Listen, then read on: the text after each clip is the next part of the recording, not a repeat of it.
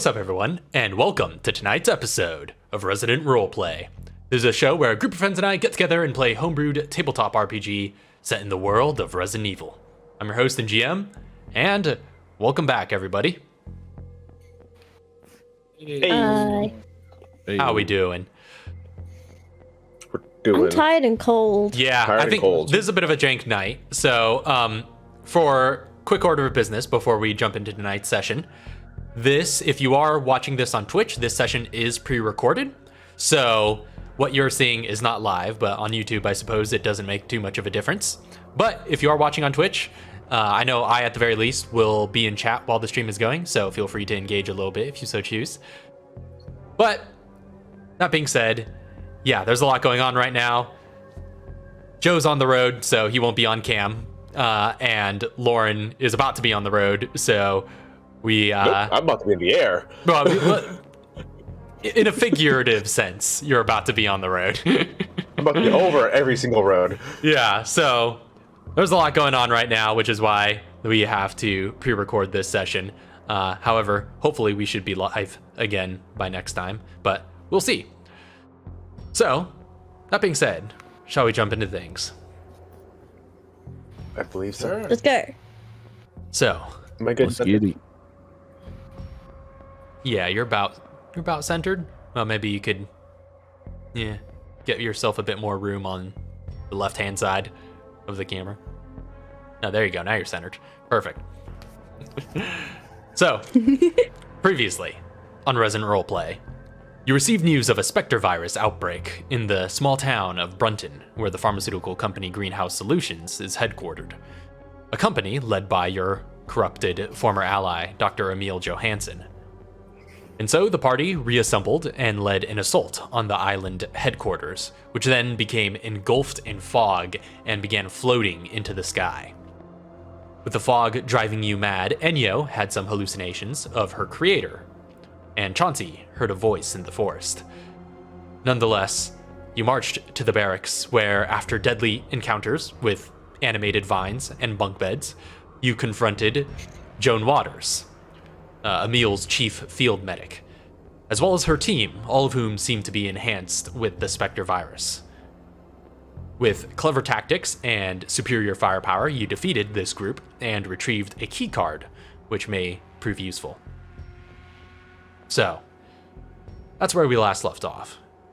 Now, you're currently standing in the garage of the barracks building.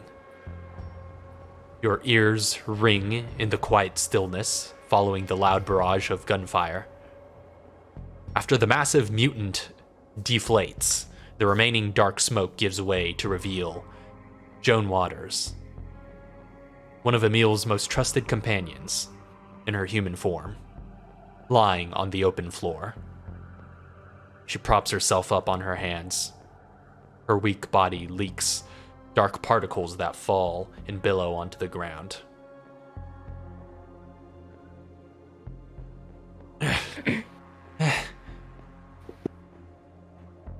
You can't stop him, you know.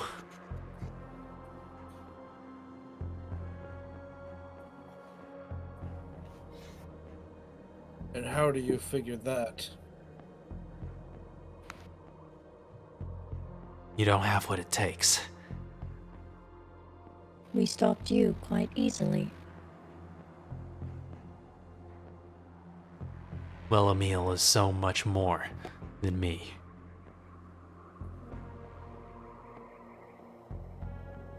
He's nothing but a murderer. He is one who is saving this world. I wish you could see the future we envision. It's so full of hope and life. We're healing this world. Same way that Walker And- wanted? Walker And was a you're fool. That we agree on. Enyo looks up and aims a hand cannon. If he is saving this world, then why did he not save you? And she just stares, convicted, dead-eyed past the barrel and into your eyes, Enyo. She says, I am just a vessel. Cause here is so much greater than any one person. And she looks away from you, Enyo, to Chauncey, and says, You wield tremendous power as well. You could end this all you know. You could call an airstrike or a satellite weapon and blast this island out of the sky. But clearly you don't have the resolve. That's why you'll fail. I'd fail if I just did the airstrike. I'm gonna make sure he's dead.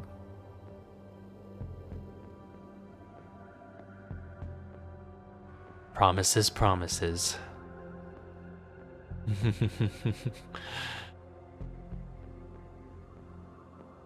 You are all so lost.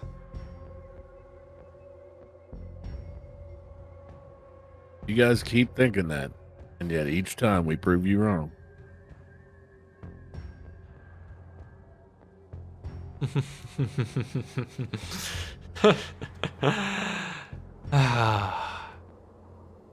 We shall see. No. You won't see much more. I kind of glance at Enyo. I'm okay with her ending any kind of conversation from here on out. I turn around and walk away.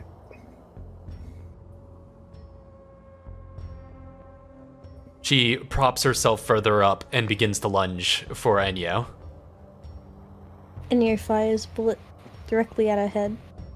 You see her arm begin to turn into like a sort of gusty tornado, and out of it emerges that scythe-like shape that she attacked with earlier. And as she lunges for your neck, Enyo, you blast a hole through her head, which dissipates with a tunnel going through much of the smoke.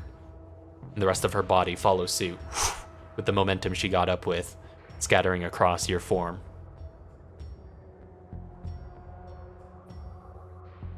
Mark off your shot She for that, rolls but her arm. she seems waste. to be done. I still have some in my pocket, I think. I got you covered. Is What it, ammo type did she use again? She's That's the hand 44. cannon, so yeah, that's yeah, 44. 44. Yeah. She's Oh, she's okay. 44. I don't have any 44s. I don't think. I also have 357 for you, so don't worry, Kevin. I got you. He's just like 44, 57, 556. Enyo's gonna reload her weapon. All right. So I have I am the ammo decent dealer amount of around ammo. here. What was that? I said I'm the ammo dealer around here.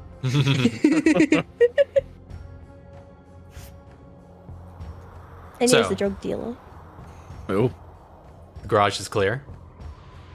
What's your next course? Enyo turns towards Scorpion.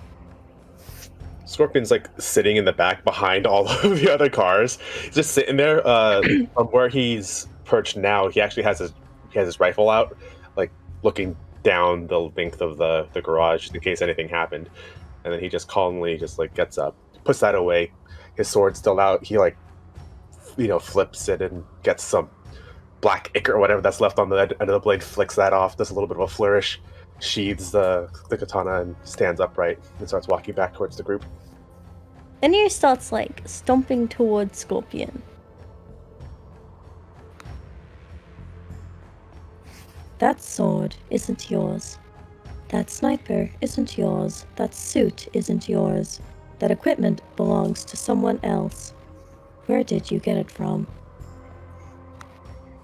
I don't know what you're talking about. This is mine. Enyo raises her hand cannon again. This time towards Scorpion. I asked you a question. Where did you get it from? Oh, hey there. Told you this is mine. I don't know what you're talking about. I don't know what you think's going on here. That person wouldn't willingly give up that equipment. You must have killed them. So, out of character, is she just confused? I mean, wouldn't your character be? He does look like and sound like a completely different person. Okay, fair enough. Proceed. It's you can make guesses, but it's so convincing that it's like maybe this might be a different person. But yeah. So he's, at barrel point now.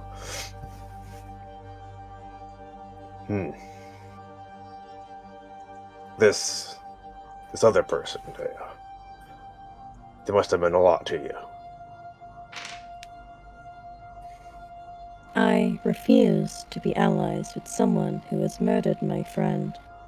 If you don't tell me where and how you got that equipment, I will gun you down, just as I did Joan Waters. You're strong. Loyal. You protect your friends. That's admirable. In some ways, you and I aren't so different. But your friend is dead. But I didn't kill him. What are you talking about?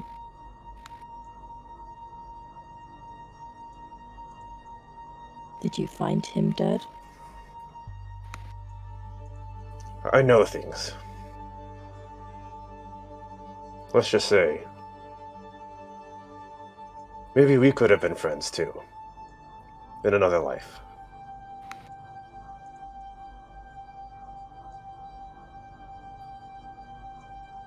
Ender lowers her handgun.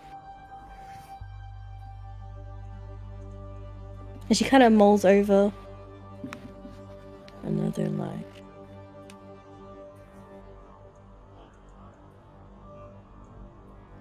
Scorpion looks her up and down and says, "That body looks new."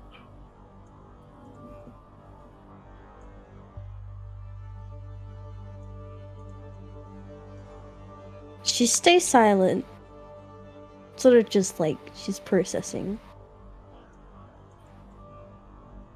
Must have one of those i3s. I'm kidding. It's the latest font. Sorry.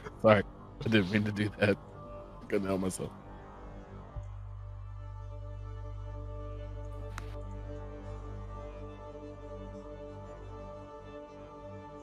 She looks away.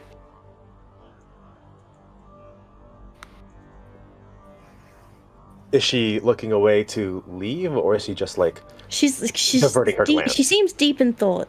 She's diverting her gaze. Scorpion will walk up and like peel the silicone mask that he's wearing, revealing his chrome jaw again, and just rips that off and just tosses it to the side, discards it. He doesn't need it anymore.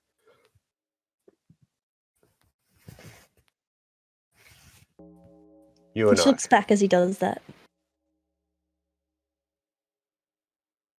We're more similar than you might think.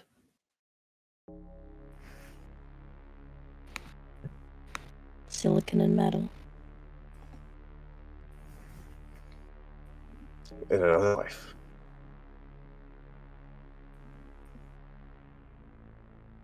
I understand. And Scorpion will continue to walk and just brush past her. And rejoin with the rest of the party.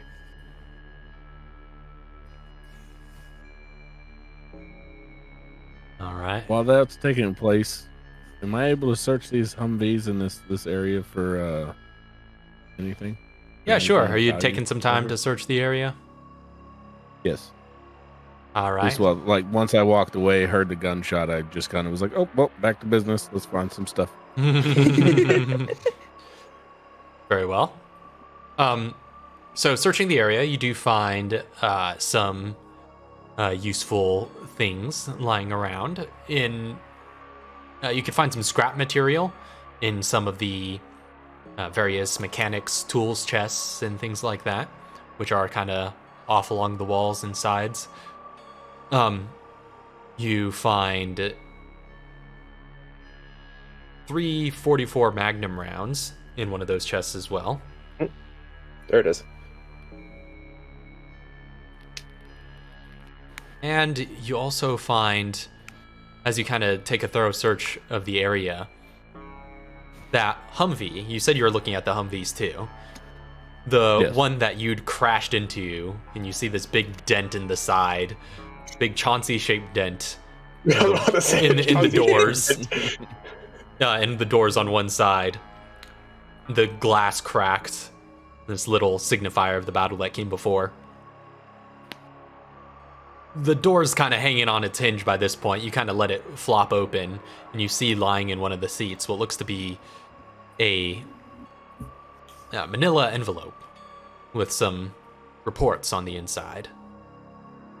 So, go ahead and share this with everybody, but somebody want to give it a read aloud for the benefit of our audience? Ooh. Let's see, where is it? Oh, there it is. Ooh. Aw. That's up in the air for anybody. That's a lot of reading for me. I like reading. Go ahead. Oh, hey, you want it? Can Ennio like read it out? Like just scan the document and say it in character? Yeah. Of course. All right. So Chauncey shows these papers to Ennio, and her eyes just zzz, these lights peer out of them, and this sort of cone of blue light scans the document, and then she voices what has been transcribed into her databanks. Annabelle Campbell, PhD. Chief Researcher, Greenhouse Solutions, Inc.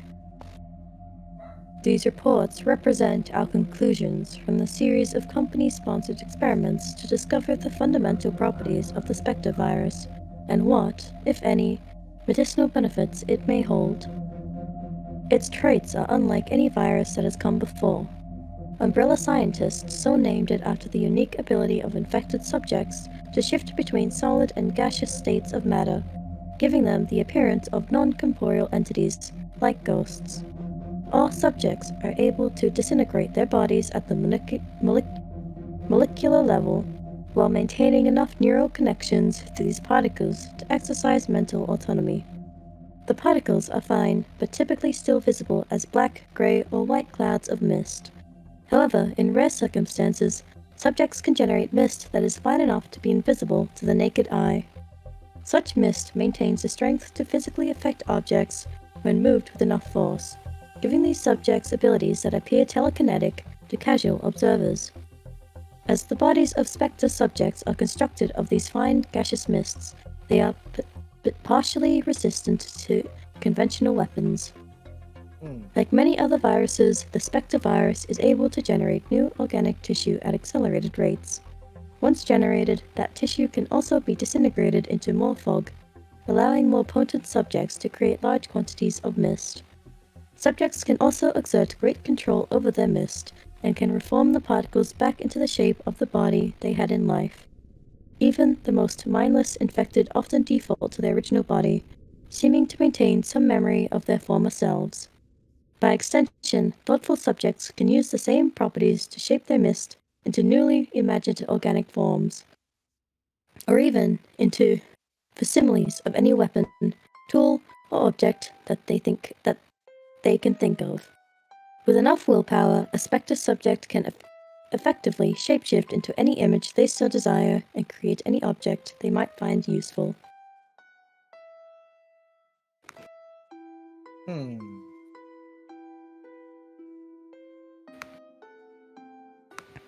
So, like, is Emil dead? That's what I got out of that. You don't know. Emil and everyone on this base is actually dead. Oh, you're Perhaps muted. perhaps insofar as any infected person could be considered undead. I know, He's but dead like, to me. No. they're just actually dead. Well, because it's like yeah, like there's. I'm thinking back to. Would the events of Village have happened yet? Resident Evil Not Village? yet. Not yet. That's about a decade Because like out. I'm thinking. Oh, okay, that's like way far. Yeah. Yeah. So like, I'm thinking back to that with the daughters, right? Who they look like people, but they're just like this conglomeration of insects. Yeah. It's a little bit Yeah. like that. Because it's like in that one, the original bodies are just complete. Like the thing that becomes them is a completely separate entity than the original bodies. This one, they still have their bodies, but they could just choose to like rearrange their molecules in whatever way they want. Oh, that's that.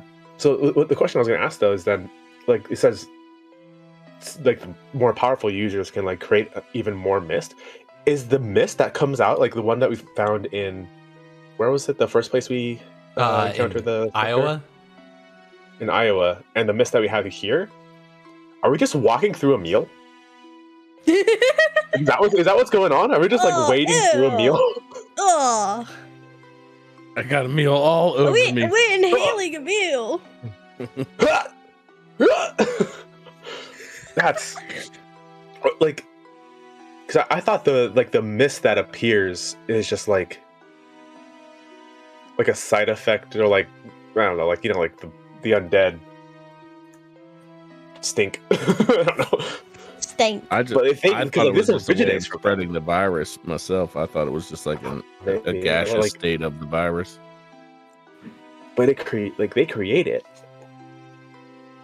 Yeah, they create it, but they also can use it as a weapon to cause madness, Yeah. I would assume. That's out of character. Chauncey doesn't care either way. If it's a meal he's walking through, or if it's the virus he's walking through, he's still got a job to do. Yeah, Scorpion also just like doesn't give a shit either, but I do. Yeah. And actually, Kevin, for once, shares the same sort of thoughts as Chauncey. He doesn't care. Kind of reminds me of what was that, the Big Lebowski, whenever they're going to spread his ashes at the ocean and the wind blows it all back in their face. Sorry, but that's the first thing came to my mind when you said we're walking really? through a meal. It feels ashes. Well, you got a Ugh. lot of information out of that for certain. Yeah. Hmm. Although, Kevin is now paranoid that anything around them could be an enemy. Yeah. Like, it could just be invisible. Like, Emil could be just Exactly. following us the whole time. No, that's what I think. I think he knows everything that's going on this base. Like, he is is just this base. the smoke on this base. Yeah. And he's just like, listening. He's like, ooh, what are they talking about? Yeah. So now in character though, well no, it's still out of character, I guess. Would Inyo have like connection to like the databases at Camp Clancy? So and like my troops and stuff, that I could be like, hey, you mind like forwarding that to our database? That she just scanned it, so I don't have to like go over the radio, like radio it to somebody. Watch out for the invisible guys. Like, there's a chance. And also, you might be walking through a meal dust. I don't want to have to. What if the guitars are invisible? Yeah, I don't know. What if like But- he injects the guitar clones with the thing and then they become invisible? Well, no, I think the one that I met was just well hidden, and I think it did. Yeah. What if the ones on this space are invisible? Well, they could because like this. Nah. They're already all virused up. There's no more room for more. Does everybody have? I don't think Enyo technically has. I was like, gonna get any, the like, infrared, but I changed my mind. I thought you did get the infrared, did you not? No, I changed. Oh wait, no, I do have infrared. Never mind. Oh, yeah. Yeah. So I think everybody has some kind of way to like detect unseen people, right? With like goggles or other stuff. Because mine's really limited. I can see anybody up to 10 feet. If they're within Right. 10 feet of me, I can see them. And you could get true sight But- if you activate your super mode. Once a day, though. Yeah, once a day. Yeah, We were also explained that like even with the goggles, they all show different signs. Like with the infrared, the heat signatures are in the fog as well. yeah. So we could see if there's any like creatures in the fog. But now, did you use the infrared goggles as soon as the fog came out? Like right when it came out? I wanted to see if I could see through the fog, and he declined. Well, what I said was you Well, like, basically in a get sense, similar yeah, levels of visibility with infrared as you would with your bare eyes, just because all of the fog, by virtue of the way it is composed of organic matter, is emitting faint heat signatures. So it still registers on IR. So that's the Yeah. thing. So Yeah, that's what I should have said. The way I said. that didn't happen in Iowa because we were able to see the differentiate between like the fog and like the creatures, right? 'Cause, Well, like, you we could still differentiate. Yeah, I'll just leave it at that. You could still differentiate. Okay. Is it just like a that okay? case. We'll have to see. We'll have to find. Different signatures of heat. Like obviously, We'll have to find a creature. there's a temperature that this fog might be, but then there's a different heat signature that a body will have. Probably just like a more concentrated heat signature. Yeah. And if everything's dead and we're walking through a meal dust, I don't know. Ugh. Figure it out. Give everybody the sickness. But Just start punching at the air. but no, would Inyo have the capability of forwarding that document to the databases? Certainly, I'll allow it. Yeah, you could have a connection between her and, say, Maya that can allow her to upload files, and then she can redistribute it to the BSAA databases. Then I'll definitely do that. Inyo, you mind forwarding that document to the databases for me? And she does that. Thank you. All right. You feel an upload.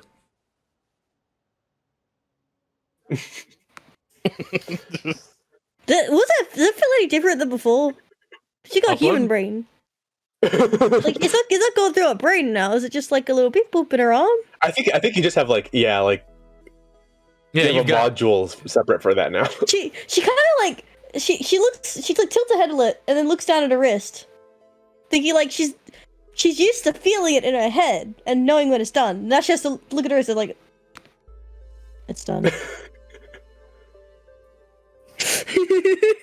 I heard the ding. It is. Just like everybody else. Now she has a loading bar. All right. Did Chauncey already check the Jeeps or the vehicles?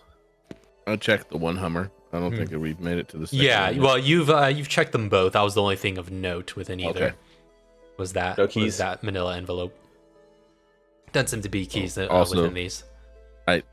I hand those 44 rounds to Inyo. Like, also, I found How these. many? 3. Oh, nice. She loads them up Can I- in her arm. Could Scorpion try to hotwire the Jeep that doesn't have a Chauncey-shaped dent in it? Sure, I'll say. In that case, yeah, make a spy gadgets check. I'll be back real Yeah. quick. Because I think at this point now, I think it's just like, especially with after the document, G is just like, there's no sense of surprise anymore. I don't think we will be able to sneak up on him. So, let's do the Chauncey route. Can I- Yes. While he's doing that, can I just search like the visors and stuff and see if a set of keys fall out? Yeah, you For an search, actual you set of search keys? the visors, but no keys seem to fall out. Okay. You said no keys? No. Yeah. I just Yeah, I hope that would work. I figured you would have gotten the keys from investigating them earlier. What would you say? Technology? Yeah, technology or spy gadgets, if that's higher for you. Yeah, spy gadgets, I'll way say higher. I'll say intelligent spy gadgets though. In this case, Intelligent spy gadgets. That's fine.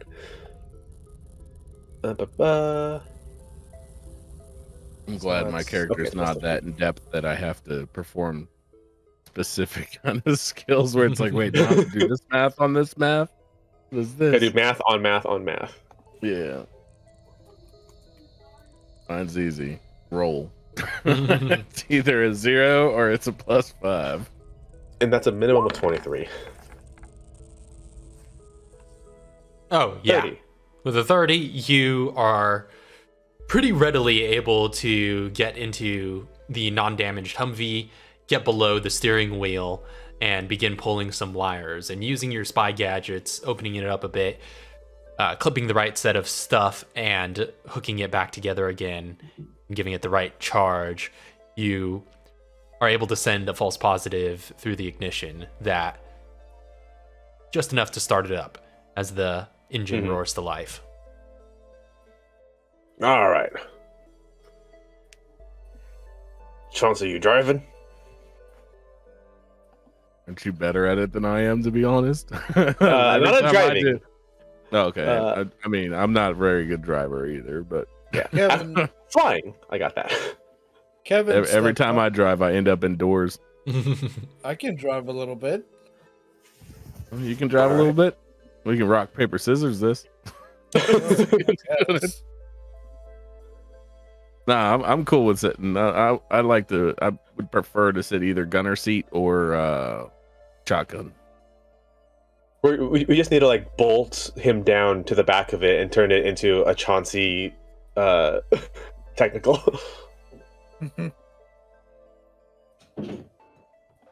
I assumed it probably had like a machine gun turret Does hole. it have a turret? It doesn't have a turret affixed to it, but Yeah, it does have turn that Chauncey sort of- have into the the turret. hole where you could Yeah. attach one. It does. Okay. Yeah, it does I'll- have space for you to fit into as a gunner, but you would have to. It's like BYOG. You know, you gotta bring your own armament to it. Well, I kind of have a few of those. I will take that spot. We have Alright. a BYOC, bring your own Chauncey. All right. Do you just lay the Gatling gun like on top of the roof? Yeah, just like put pressure down on it so it stays steady. Mm-hmm. All right, I like it. And at this point, actually, since Scorpion is discarding his disguise, the rest of the other outfit is going off, and the blackout suit's going back on. Gotcha. So you're geared up, back in your attire, looking like your old self. Yeah. So, are you all heading back out at this time? I believe Yep. so. All right. So, one of you hits the switch on the garage door. You watch the shutters gradually climb. I'm also realizing that hands off camera on how it's cropped on OBS, but you watch the shutters gradually climb, or one of the two at least, and you see immediately outside of it that stark gray fog obscuring your visibility. But there's grass and dirt on the ground, waiting for your tires to tread it. I had the dumbest thought. Oh my god, You that's gotta so say it. dumb. You gotta say it. So I have a wingsuit and a grappling gun. Mm-hmm. Are you gonna cut yourself? I could turn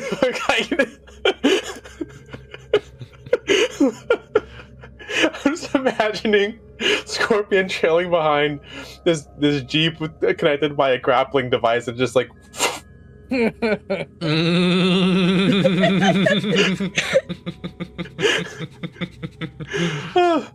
Well, the imagery's ready to go if you want to do it. The imagery is ready to go. I would only be okay with that if we have the Flight of the Valkyries playing full blast. They know we're here anyways. Yeah. Send it. Oh, it's so dumb. Oh, Well, I have a question. I'm not doing it. How fast does a car go? Humvee? Good. Yeah, about as fast as you Oh, 60. lay down the acceleration. But like, it's in terms of like feet per round. How fast does the car go? Yeah, I guess it would depend, but it could I go guess- a pretty fair speed within a round. I'm trying to figure out who's faster, the car or Enyo. Having you mount the side so she can run faster if she needs to. I also have a question. Do I roll to drive? No rolls will be required in this instance, at least right now, while you are able to readily get out from the garage and back onto the path that goes between all of the buildings on this island and throughout this forest. So it's pretty clear. Okay. There's nobody else on the road, on the path. So it's pretty normal driving. You can take your time and it won't be any difficulty, at least at this moment, that you would have to roll for. Okay. So, where are you headed to? You have the level 1 key card, is what Chauncey has in his inventory. That will give you access, as you know from your intel, to both the greenhouse building as well as the facility. I say to the facility. The name on that. Oh wait, no, because like we know there are some high value targets on the island as well as a meal. There was Joan Waters, Scalvo, and the person who wrote that was the other name, right? That was Annabelle, or was it Campbell? Dr. Annabelle Campbell. Oh, yeah, Annabelle Campbell. Mm-hmm. That's Head confusing. researcher, or chief researcher. Oh yeah, because I was assuming we were going to get Scalvo at the barracks, but that was Waters. So now I'm wondering if we're going to get Annabelle at the facility or Scalvo at the facility. If he's going to be there, somebody's going to be waiting for us in that building. And I thought it was going to be Joan Waters. But yeah, let's go. We should get going. I want to quickly say, if Enyo is the same speed or faster than the car, she will run beside the car. Let's see, But how she- fast can you go? If I'm calculating right, You could 'cause dash. with Phantom Dash, Right. does the 60 feet also apply to regular dashing, or is it only the protection dash? What does it say? Because it says you can now dash as a bonus action, and movement gained by dashing is doubled. Is that just any dash? Yep. With that language, it would Okay, be. cool. Cool. I just wanted to check. So that means you can run 30 plus 60 plus 60. Yep. So that's So it's 150 feet. 150 around if you Per dedicate round. all of your stuff to movement. So I would say that's at least comparable to a moving vehicle. And Cool. She's running beside it. yeah, unless he's racing, Kevin doesn't have any reason to floor it. So yeah, you could run beside it outside of the walls of the vehicle then. So then who's all in the If any vehicle? is- Just the other three? I am. Okay. So I'm going to be Kevin's driver's if she, yeah. seat, Chauncey's on top. Where's Scorpion? since Enyo isn't in the car, he'll just take shotgun. Okay. Gotcha. So Enyo, you're running beside it or in front of it? How are you in relation beside to it. it? Okay, She's gonna be beside on it. driver's side. Gotcha. And if for any reason Kevin needs to floor it, he's let Enyo know. All right. Understood. enough. But I'm just saying, you'll probably know what I need to floor it. Yeah. But we don't know that yet. But I will tell you when. All right. Just like call Enyo's name or something. Come here, donkey.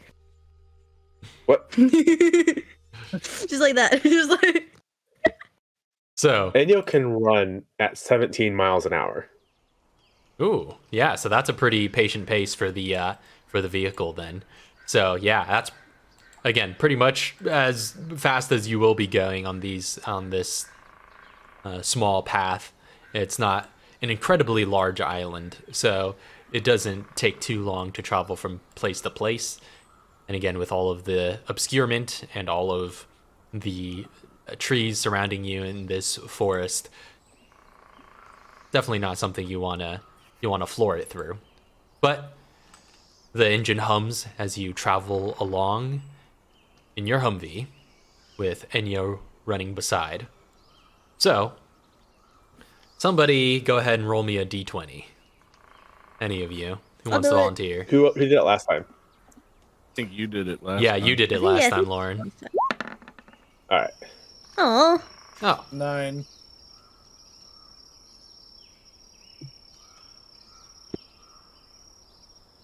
all right. So, Mm-hmm.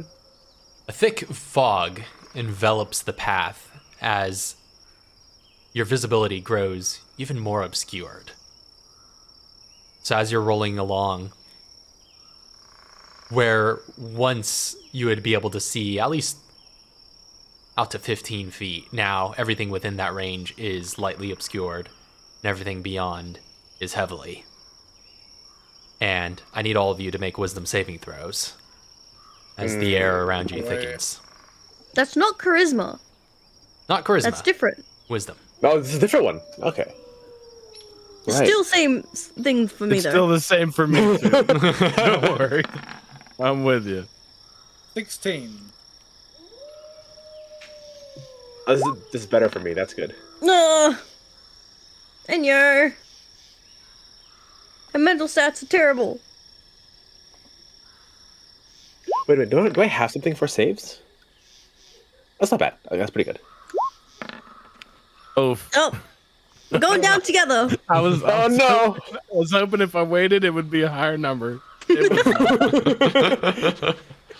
Yeah, manipulate the system. That's why I waited so long. All right. Dang it. So you all travel through as your visibility noticeably grows more obscured,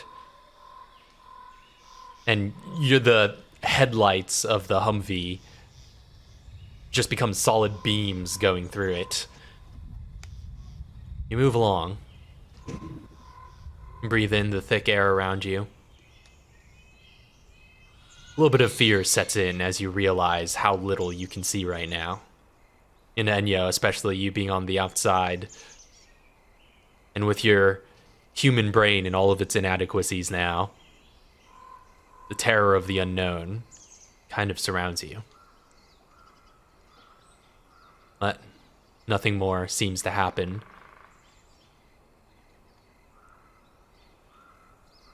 Until, eventually, you follow your route. And it's not until you're right up next to it that you begin to see the outside walls of a building come into view. And Kevin, you have to hit the brakes a little bit suddenly. Everybody Yeah, hits the rocks a brakes little as well. bit. Yeah, you come to a skidding stop, planting your feet, kicking up some dirt. You see in front of you a massive, kind of rectangular warehouse type building. That should be So does the Enyo still facility have if you feet? understand the layout. What was that? Well, Does Enyo still have fear?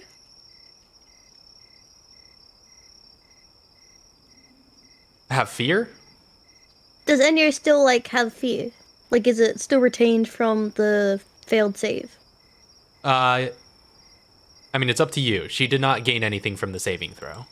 Oh, okay. I thought she gained the fear No. thing. Oh, yeah, I already marked down one madness to it. I was like, No, all right, no, we got no, 2 you're- madness. Let's go. You guys are good. Oh You no, didn't- was that another madness? No, that's what I thought. I just Okay. assumed. I was like, I can go mad. It's Chauncey. It's okay. It's normal. Okay. All right. So at this point, the fog seems to be clearing up a little bit more as you arrive, and it seems to have back to the visibility you had before. So we're back at the 30, then 60. Mhm. It went Or- from it was at 15 and 30. Yeah. Well, Alright. you're Or going back to 15 and 30. So at 50, it's lightly. 30, it's heavily obscured. Yeah. Whereas before, it Oh was yeah. 15 is heavily obscured Right, while right. you guys were traveling. Whichever. Yeah, It just shortens. but both. we're heading inside now, so hopefully there's no fog in here. Mhm. Do we see the door with the key card? Yeah, you do see a front door. There is a card reader off to the side that has a 1 imprinted on it. All right. Let's hop off, and Scorpion's gonna like do a quick scan to see if there's any like. Are we close to the sides of the forested areas? Or it's just all path. So it's all path up until you reach a bit of a clearing where the building is set in the middle of. And it doesn't seem like a natural clearing. It seems like this was deforested a bit and excavated to plant this facility here. So there is a large clearing in which this building sits. Are there several stories to this building? Like, are there windows up top? There aren't really windows at too many points in the facility. Like I said, it's a bit of a warehouse type of building. So it's just one. You're looking at one giant box. It's really hard to tell how it might be divided on the inside. Okay. But no external windows. No. Dang. Okay. Waiting for whoever has the key card. I just realized. Head to the door. Stomp, stomp, stomp, swipe. The 2 people who failed to save are the 2 people outside of the car.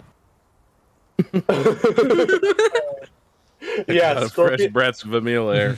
Scorpion and Kevin are sitting in there with cool air conditioning. We're just like, that's fine. Yeah, you got the air. You got the air going. All right, so Chauncey swipes. Card reader glows green for a moment as you hear a beep, and you hear clunk. The door seems unlocked for the moment. You all head inside. Yes, I do. All right. Everybody funnels in. Scorpion will let everybody go in first. Wait a little bit, just like staying outside the door, just keeping an eye out. And he's gonna go in last, and have like 15 feet between him and the rest of the party. All right. You go in last. And what you all first enter into seems to be like an employee hallway.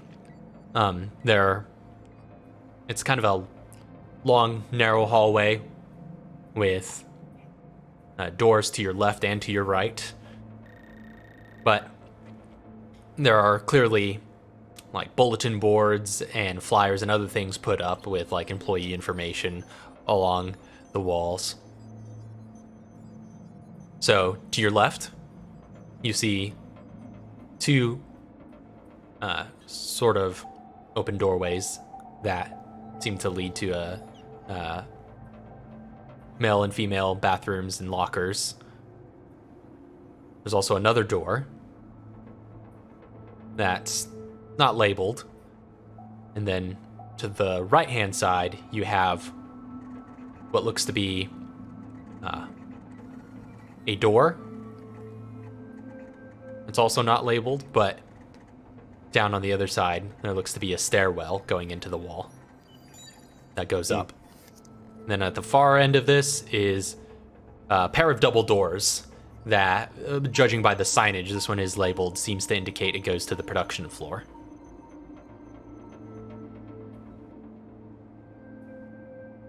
Where were those unlabeled doors in the hallway? On your left and your right, there's one. One on the left, one on the right. Yeah, one on each side. We go left or right first. Well, I kind of want to get the locker rooms. Okay. Look in the locker rooms. It's pretty standard fare. A number of lockers stood up along the wall. Some sinks, bathrooms, stalls, toilet stalls, urinals in the men's room as well. Nothing of significance? Doesn't seem like it. Not at a cursory glance. Some of the lights flicker and then the fluorescents that are above, but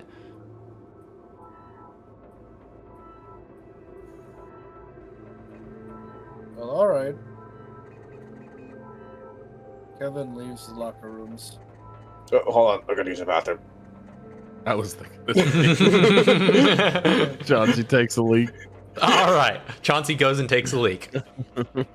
Yeah, and Scorpion right there. We're just. Two men taking a leak. Do you guys make eye contact? Are we gonna give the space between? Staring at Are we just Are you gonna two next stand to right each other beside or like 3 stalls apart? Chauncey goes all the way to one end, and the Scorpion follows and picks the one right next to him. You misjudged Chauncey. He goes right for the middle. There you go. There you go. Not anybody else's comfort. No, so Scorpion goes to the one in the middle, and you just come up right next to him. All right. Enyo's just confused. Yep. What's Enyo doing in there? This is the men's room. This isn't the You're just like, whoa. little robots room. Find the The signs. little robot room. All right. So, tinkling sounds reverberate from the men's room. Is there a mist within this? Indoors, actually, and this was the case in the barracks as well. Indoors, the mist is generally not visible. Doesn't mean that there's no such presence around you. That there's a sort of unsettling presence about this entire place, especially given how empty just everything is. But yeah, there's no obscurement of visibility or anything like that when you guys are indoors.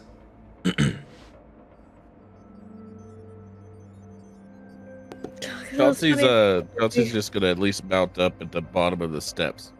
Just kind of keep an eye on the steps and the hallways All until we right. figure out where we're going. So you head to the base of the stairwell, right next to the double doors that lead out to the production floor.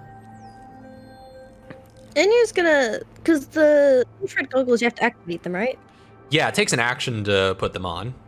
So in your Yeah, case, she's- just sort of activate your vision.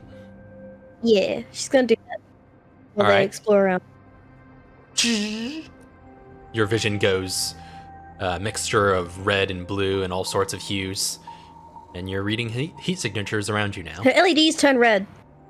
All right. Little red pinpoints in the middle of her sockets. That's so creepy. Scorpion is gonna go and fiber optic under the two unmarked doors. Okay. So the unmarked doors you said on either side? Yeah. All right. Looking under the one on the left-hand side, coming from the entrance, you see what looks to be a break room. You're looking at the underside of a number of tables that are laid out, some vending machines in the corner, microwaves, coffee machines, things of that nature. Yep. And then on the No right-hand movement? side, not that you notice. Mhm. The right-hand side, looking under that door with your optic cable seems to, you seem to see a carpeted floor area and a number of cubicles. Looks to be an office. Mm-hmm. That might be useful. Gotta test the door handle on that. Is it locked? Nope, doesn't seem Again, to be locked. No movement. No. No movement on either.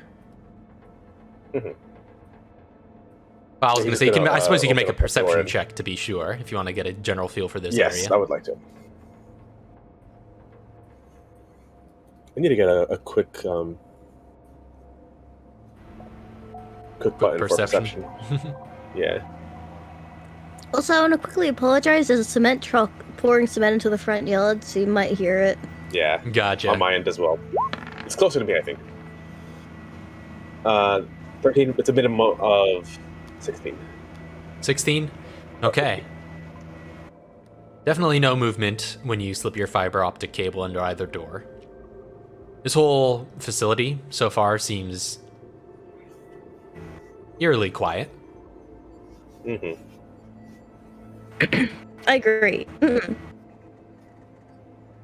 Yeah, he's gonna open up the door to the offices. He's gonna take a step in. All right, you take a step into the offices. The fluorescent lights flicker above. take a few soft steps into the carpeted room, and you now... Very like, he's being very cautious, and he's going through an open door, so he can't really be like stealthy, but he's trying to still not make his presence known. He's like not making any sound. Gotcha. Well, with your minimum stealth, that could certainly be accomplished. Are you armed going into an environment like this? Are you Always. at the ready, as in? Yeah. Are you leading with As your soon as rifle, or? Yeah, rifle. As soon as we Muramasa. opened as soon as we came into the building, obviously he's combat ready. Mhm. So room clearing mode, leading with your gun barrel first. So you start sweeping across this environment. Yeah, he's gonna start just like peeking over any cubicles and just seeing if there's any loose documents or anything that he can scavenge in this area, see if there's any more information. Gotcha. Easily done. When you slipped your fiber optic cable through, obviously you're going from a bit of a low angle, so you couldn't really see too much beyond the walls of the cubicles. Now that you're coming in at head height, yeah, you could pretty easily peek over any given obstruction in this area. See a number of ordinary desks with computers mounted on them. You see the towers and the monitors. Some loose notepads, scribblings, photographs perhaps of family or loved ones, but nothing. Trying to find nothing out of the like a ordinary. supervisor. Trying to find Yeah, like I a was gonna supervisor say. desk or like the Yeah, nothing or out of the praying mantis? ordinary till you come across the desk of a what looks to your observation to be a bit of a higher up.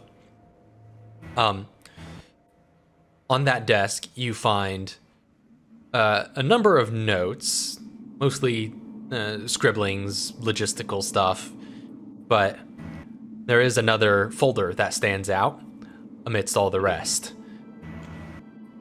And you do seem to, upon thumbing through it, find some more reports. So, I guess I'll show you guys this one as well. And would you call Enyo over to do the reading again? I'll bring everything over once I Yes. grab everything. I'll bring everything out into the hallway, unless they're coming in after me. But he's like, he opened the door. Like, he obviously everybody he would have let them know he was going to do like a sweep, but he would have just gone in, started grabbing everything, and he'll bring it back if they don't come. Gotcha. Otherwise, he's just going to head back to the hallway. Understood. So, here's the file you find. And if nobody follows him in, then Scorpion will return to the group with this. Inyo turns off the infrared so she can read. All right. Scan the file again and transcribe. Annabelle. Is it Annabelle or Annabella? I said Annabelle. Annabelle before, but I want to check. Annabelle. Yeah, Annabelle Campbell. Alright.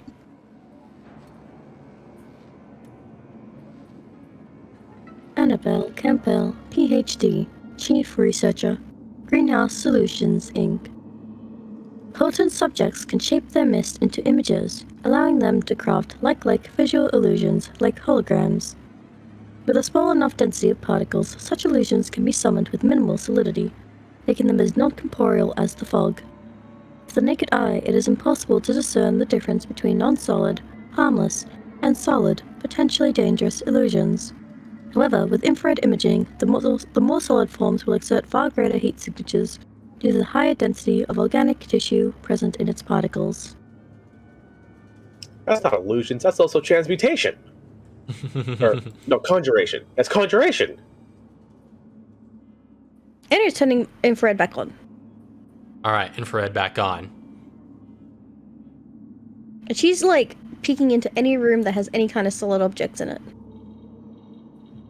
That would be everything? just about everything. Yeah. So you're just walking around with it I was constantly. like the hallway was empty. The hallway definitely seems to be no different than what you saw with your regular vision. And she goes in each room, just kind of doing a brief look. Any kind of heat signature. Perception check. Ugh. Perception is... While she's Yeah. looking around, do the stairs that Chauncey's by, do they go up or down? They seem to only go up. Okay. I almost did a D30. 24. Ooh, that's a solid check.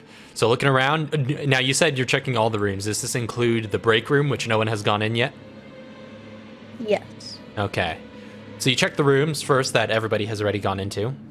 Nothing out of the ordinary. And then you check the break room.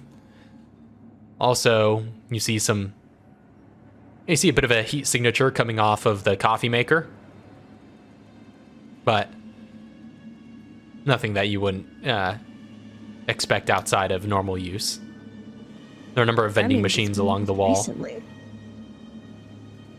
Which is suspicious, because this place is dead empty. So, well, She's gonna grab the coffee maker and throw it against the ground. no. All right, you throw it on the ground. Why do you? Kevin was like, I was- "Oh, coffee." Whole I thing was- Do you shatters. really want to drink coffee Kevin was from gonna drink some of that Emil's coffee. face? Some of that a meal coffee? I mean, coffee is coffee, man. Unless it's Spectre, which I You're about highly to doubt. drink some Emil dust coffee. That being said, a number of the machine shatters on the floor with the force of your throw. You see again a number of vending machines and other kind of coffee making paraphernalia. Altogether, you could kind of rummage through some of this stuff. You could get like 2 chem fluids worth off of some of the coffee making materials. I can't carry those. You could also Kevin, there's also a green herb left over in one of the vending machines.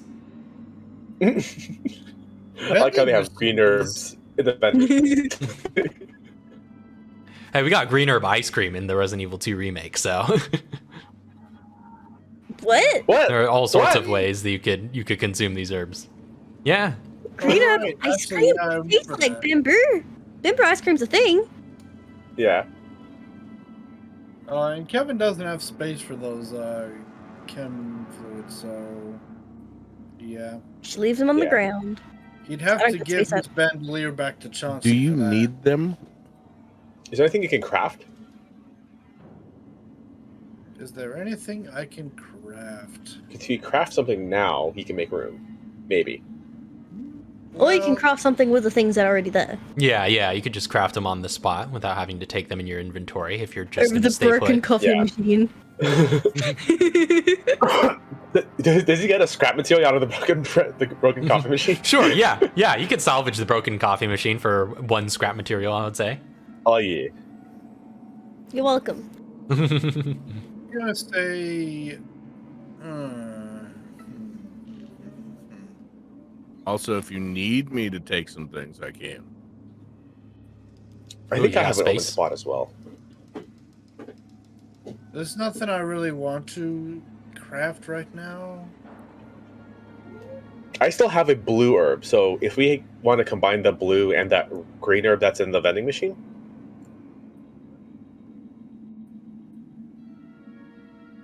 I can hold that. All right. Because I don't think you can take a blue herb on its own, right? It has to be combined with the green. You can take it on its own if you just want to clear poison. Okay. Okay.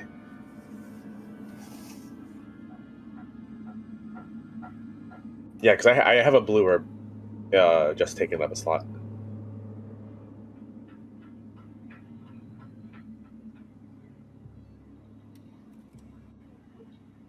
All right. Anything else y'all are doing?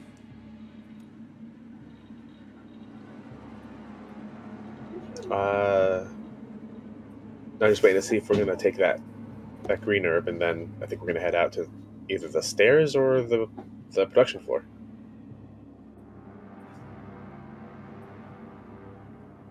Is the production floor on the same level as what we're in right now? Like, is it in like Yeah, just, it's like, on down the hall first or floor. something? Yeah, it's at the production floor. The double doors heading out to the production floor are on the other side of the hall from the entrance. Just if you keep going straight from the entrance. Okay. Are they solid doors, or are they like double doors with some glass panels in them? Sorry. Yeah, they are solid doors. They don't have any glass panels in them, however. Okay, just wanted to know. Are they like push doors or are they like machine activated? They seem to be, yeah, just swivel pull doors, push pull. Okay. Where we going, boys? Are we taking that green herb? I can't take it. I don't have room. Well, so I mean, because I have a blue herb that we can combine, but Yeah. Kevin would have to combine it.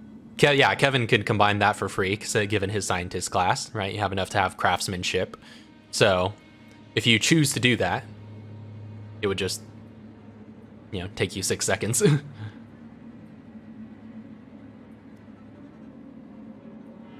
Also, I was gonna Can you hear say, us? I don't know. Yeah, Kevin, you Kevin, you there? Troy. Yes, I'm here. Yes, yes. Do you combine the herbs? The blue and green, right? Yes. Yeah. All right. Okay. So you hand that over. Kevin mushes them together. Do you hand it back to Scorpion, or? No, I'm gonna be greedy. Yes, yes, yes, yes. All right. So I you got have blue green mix now. blue green. Green blue. I gotta say something. I forgot what I was gonna say. I'm kind of sad because I missed out on that green-red combo. Shouldn't have mixed the greens. So do we have just a raw red? I don't know if we picked that up actually. Did we? I don't know. anyone Does have anybody have it in their red inventory? inventory? I have a full inventory of drugs, and none of those is a red herb. I have no plants. I have the blue green. I think we might be Yeah. able So to you go guys back must have left that pick up back that at the barracks. You can go back and pick up that red. Like right quick. We have a jeep. Well, how far of a distance is that? It's only a couple minutes, right? Yeah, it just takes you a couple minutes to get from place to place. Yeah, because like if we while this is all happening and like everything's happening simultaneously, like Scorpion can go back and just grab that red while and still like searching around. You know what? Go do it because I know we're gonna regret it if we don't. Because that's a blue green red mix if we can get it. Yeah. That'd be pretty potent. Yeah, but what has well? Don't ask that. 'Cause So yeah, Scorpion's gonna Scorpion will take solo the jeep. drive back. Yeah, and he's gonna do reverse scouting, which is just going back to the place we were at. Right. Classic Resident Evil backtracking. Here we go. Yep. All right, so you take the jeep, pull out, while everybody's Yep. continuing to search the facility. Take a few minutes He's to just drive back to the barracks. Back in 10. Mm-hmm. Go ahead and roll d20. All right, this is every time then. Boy, Can I do it this time? No, Lauren's doing it. Lauren's the only one on the trip. Or Scorpion's the only one on the trip. oh no! I'm fine. I'm fine. So, you drive down the lonesome path heading to the barracks. Little cones of light coming out of the headlights. But the time for subtlety is past. Continue down the path, tracing your steps back through the road. For a moment, you think you almost miss your turn. A lot of the surroundings just kind of look the same, passing tree after tree. But then within a minute, you see the turn coming up ahead and you swerve off. heading for the barracks. The drive seems uneventful. You arrive at the garage again. Gonna step out. Double check on that freaking bunk bed. All right. So you head back up to the second floor of the barracks. Yeah, because I think that's where the red herb was, anyways. Yeah, it was in the locker rooms on the second floor. So yeah, you head back up. You see the bunk bed is still pressed against the hallway, blocking the top of the stairwell. Give it a kick. Give it a solid kick. It moves a little bit. I don't trust that thing. Gonna pull like some like ninja shit and like run, dive over it, like pull out his grapple gun and like shoot it into the ceiling, swing past, and just try to like get as far away from it as possible, as quickly as possible. All right. What's your minimum on acrobatics? Freaking high. Is it over 20? It's 21, yeah. Yeah. In that case, I'll allow you to pull this stunt pretty easily as you leap over, roll out onto the other side, and looking back immediately, bunk bed is unmoving on the floor. I hate this place. I'm gonna grab that red herb. All right. Head into the bathrooms. Red herb has been got. You head back down to the Humvee and start making your way back. Roll another d20. Mm-hmm. He's gonna pop a psycho sim.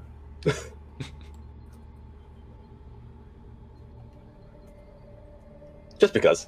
Just to make you feel better. Just to calm my nerves.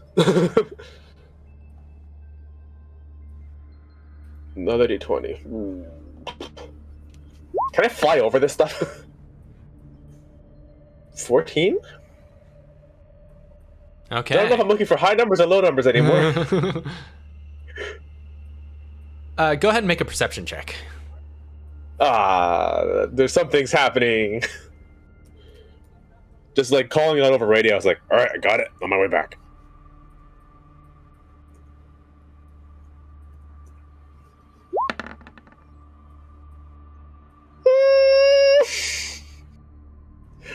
So, alright. What do I not see? So you're driving down this path in the Humvee, going down the familiar, at this point, well-traveled route. Again, everything kind of looks the same, everything passing on either side. You really have to be careful with your landmarks in a place like this, because you could easily get yourself turned around if you're not paying attention. But I do you want to continue. say, and he's waiting outside the building for Scorpion to come back.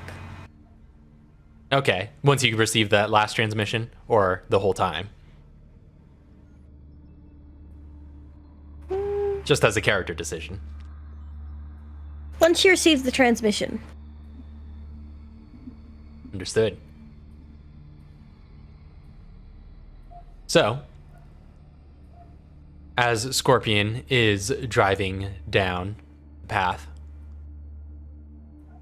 with the... Heck was that? What was that? No idea. Sorry. Also, I think Joe just lost internet. He might have, yeah. So apologies for the technical difficulties. We're going to look a little weird for a second. But you continue driving down the road.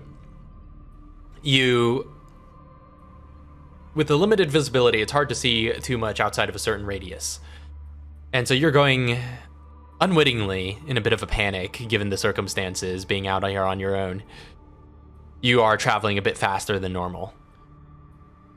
And so it's not until the very last second that you see a figure standing in the middle of the road, right at the center that you're heading straight for.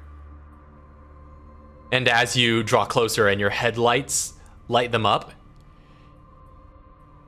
you just see this figure open their jaw wide and unnaturally unhinged wide as your vehicle plows right through them. Except you don't feel a thud. And you're confused for a moment as you keep on going, unless you stop at that. Oh no, once that happened, you would have floored it even faster. All right, you floor it even faster. You're confused for a moment as you don't feel any thud. You don't feel anything get run over underneath. And then you look to your side. As you turn your head in such a way, you see in the passenger seat that same face right up in front of yours. And it's going to get a surprise round on you because you just got jump scared. A surprise round on me. I cannot be surprised. You cannot be surprised? Is there any condition for that? As long as I'm not incapacitated. Oh, you are not incapacitated, so this is a straight roll. Wait. Let me see, actually. I think it's... It just can't have advantage on me. Oh, it can't have advantage on you. Well, in that case, so that would invalidate... a surprise round. So it still gets a surprise round advantage on you, but you negate the advantage that it would have given the surprise round as it suddenly reaches out towards you. So 22, does that hit? Mm-hmm. So you take... Does anyone hear this? Hold on. 11 points of slashing and necrotic damage as you see it has a scalpel in its hand, and getting a closer look at this thing, it seems to be in like lab coat scientist attire, and it's just cutting into you with this scalpel, this dark mist emanating from its hand. And at this point, the vehicle begins swerving as you lose a little bit of control. I was gonna say, as a reaction, I'm actually gonna swerve on purpose and get their whatever's just trying to stab me with, throw them off of the line of attack, and I'm gonna have that damage. Okay, understood. And yeah, you would probably hear some commotion coming down the road, Enyo. And it immediately runs towards it. All right, perception check to see if you could kind of make your way here.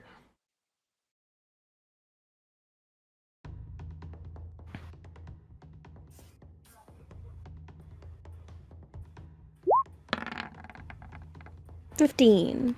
15. I would say you get your general bearing of a cardinal direction and you beeline it.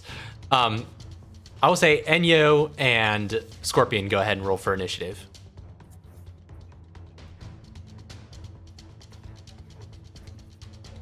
As they're the I was only gonna ones say aware maybe at I the should moment. take her infrared goggles off, but this might be better for this situation. I think so, yeah. Initiative. Oh, I rolled the wrong number. That's a 5, not a 6. 10. So I rolled 13. 13 on Scorpion. 10 10 on on Enyo. Enyo. Understood. So at this point, Scorpion, you do see as you're kind of swerving around and looking around in this immediate vicinity, getting your bearings. You look in the rearview mirror and see a couple other figures sitting in the back seat. It's your turn first, though. Fuck that! The whole gang! And that hurt that they hit me with, right? Like, Oh yeah, you felt that. That one I felt. So they pulled some Matrix Revolutions shit and went into my passenger seat. My passenger seat.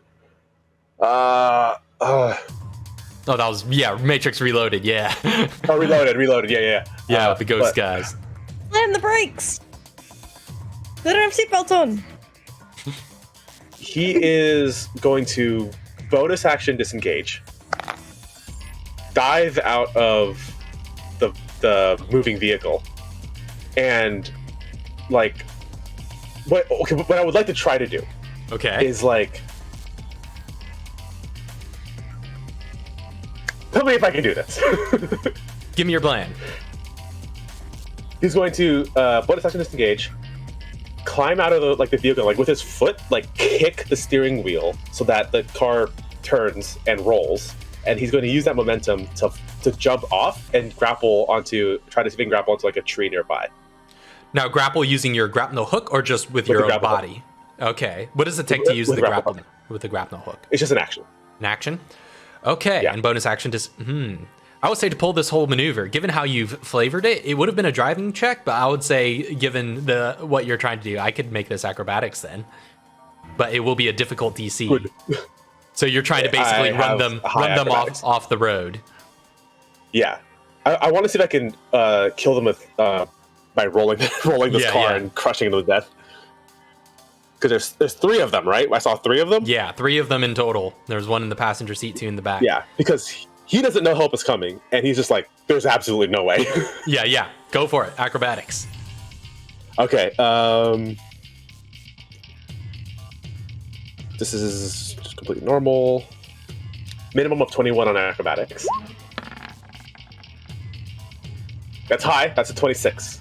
Okay. All right. I was giving it. This was a pretty difficult stunt maneuver that you're pulling off here. The DC was at 25, so you open up the side door, kick the wheel as you dive out in slow motion, reaching out with your other arm. Zip across to the opposite tree line as the vehicle turns in the other direction, and the 2 of you go your separate ways. And as that slow motion sequence ends, the vehicle crashes headfirst, colliding with a solid tree trunk on the other side. You hear shattering of glass and bending of metal. Go ahead and let's get some improvised damage here. I actually remembered to bring my GM screen this time, so. Hey. How far are we from where this is taking place? You probably would have happened like almost right in front of them at this point now, right? It's a little bit down the road, and given that Kevin and Chauncey are both indoors, you're both pretty unaware of this. But Enyo's the only one who was outside. Go ahead and roll 10d10. Woo! This was a pretty severe crash.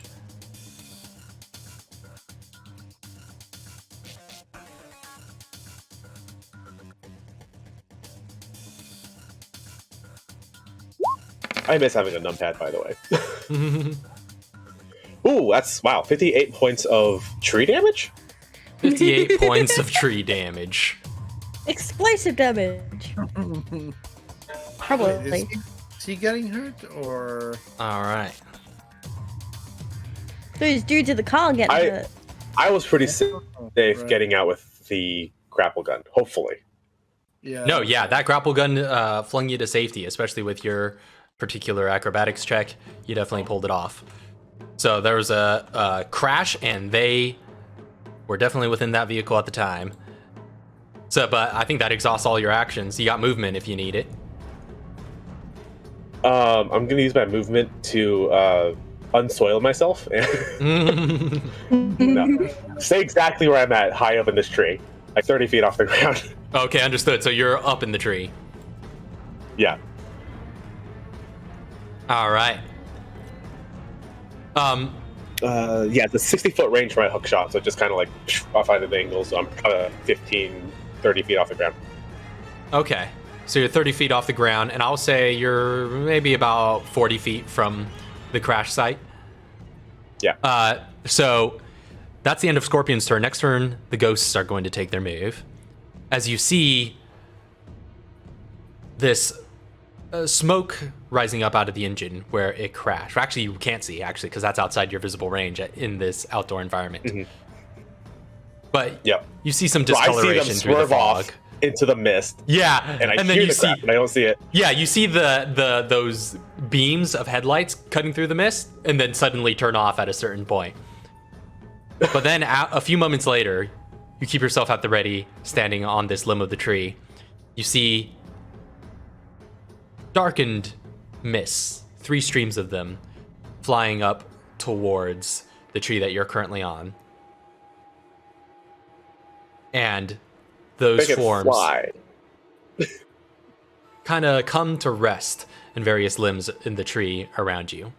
But that's all they can do. They do not have the action economy to shape change back again. So this is going to be Enyo's turn.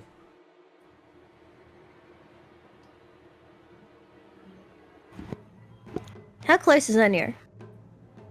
You don't know. Like, you know the general direction. She's just running. There's not much Alright. else she can do. So using your normal 30 feet of movement, do you have just regular 30 She feet? has regular 30. Yeah, plus just for your normal 60 movement. I'm just extra. asking. Yeah, I know about your dashes Oh yeah, and stuff, yeah. Her but just your regular regular movement's movement. 30. So I'm aware of. Your regular movement with 30 feet, you get closer. Still no visibility on anything heading in the direction that you heard the sounds. She'll bonus action dash. Bonus That's action 60 dash. feet. Another 60 feet on top of that. At this point, you could see at the edge of your visibility what looks to be a crashed Humvee against one of the trees. Does she see anything else? Nothing else. The Humvee seems to be empty and devoid of all life. Can she hear anything like around her, or is it just the car on fire? Yeah, That's fine nothing. if this I'll is an say. action. I would say, yeah. You could use your action to make a perception check. Actually, wait, no, she has the infrared on. Does she see anything like lurking around in the fog? No, not in the fog. Alright. Huh. Okay, perception. 22. Okay, yeah, that's all enough to sort of looking back and reinterpreting some of the sounds that you heard earlier. You could definitely tell that there was a sort of zip line that went across here and to what would have been your right hand side coming down the road. So you turn off in that direction opposite where you found the Humvee, and yeah, you get a feeling that the rest of the action is that away, but it would have to get there on your next move. So Yeah. back up is going to be Scorpion again. All right.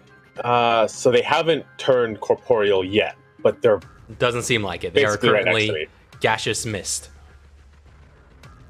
He's gonna hold an action. Oh, how complicated can an action get to hold? I can only hold something that would take an action. Yeah. Like I can't do like a movement plus an action. No, you can only do an action.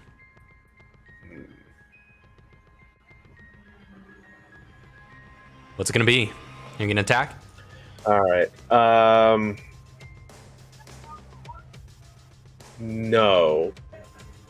Against 3 of them who know where he is, he's at a disadvantage. So he's actually gonna run off the edge of the limb of the tree, jump as far as he can, and use the wingsuit to glide back down onto the road. Okay. So yeah, easily done. You jump off, spread your wings, and glide down. Fly away. So, how far does that get you? That gets me, I believe it's just 30 feet, or I think it might be less than that, because the gliding takes some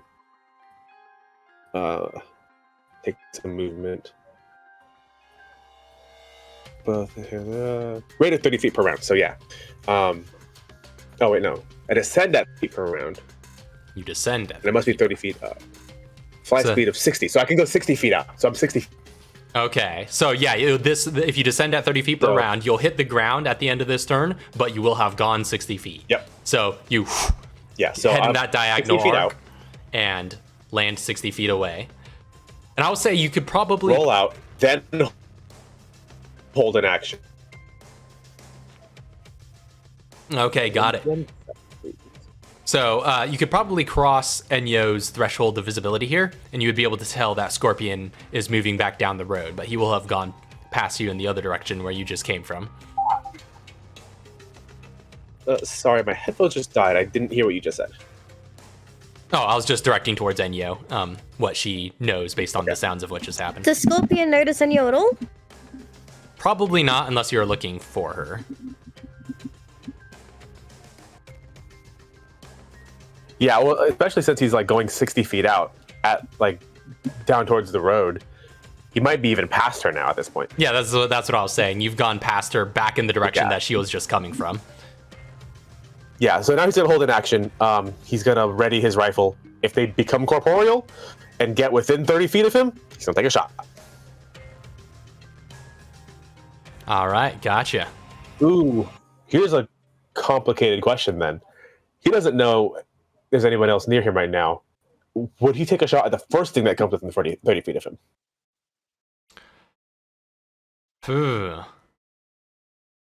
Would he would he have that reaction time to be able to say that might be Enyo, that's a ghost, if she comes up and he's just like, there's movement, pow. Yeah, that might come down to a check. So I will say we'll cross that bridge when we get there, but you're readying an action to attack anyone that comes at you. Yes. All right. Rifle's ready. Next up, be back to the ghost's turn.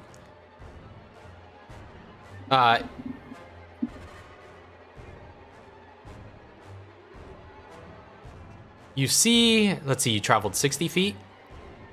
Yep. So yeah, you see at the edge of your visibility, it's lightly obscure, but you would see silhouettes of 3 bodies begin to form out of nothing, seemingly, at the very edge of your vision. Within that 30 feet? Within 30 feet. Yeah, so they'd be lightly obscured, but you see that at the very edge of your vision. And that is all they can do. That would be their turn, but you could take a shot. Go ahead. They're lightly obscured, so they have cover, right? No. Well, that just means you would have disadvantage on perception to see them, but that doesn't matter for an attack. Okay. That they don't get cover benefits from the lightly obscured. Okay, good. Because I don't think I don't have the final thing for sniper, the extra training for sniper, which I'd be able to ignore cover bonus if they did. Anyways, so take a shot.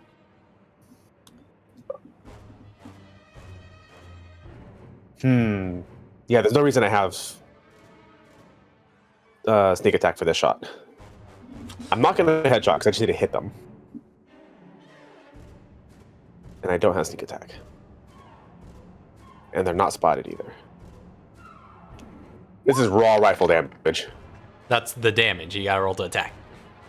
Oh, right. But we'll use that as your damage if you hit. Yep.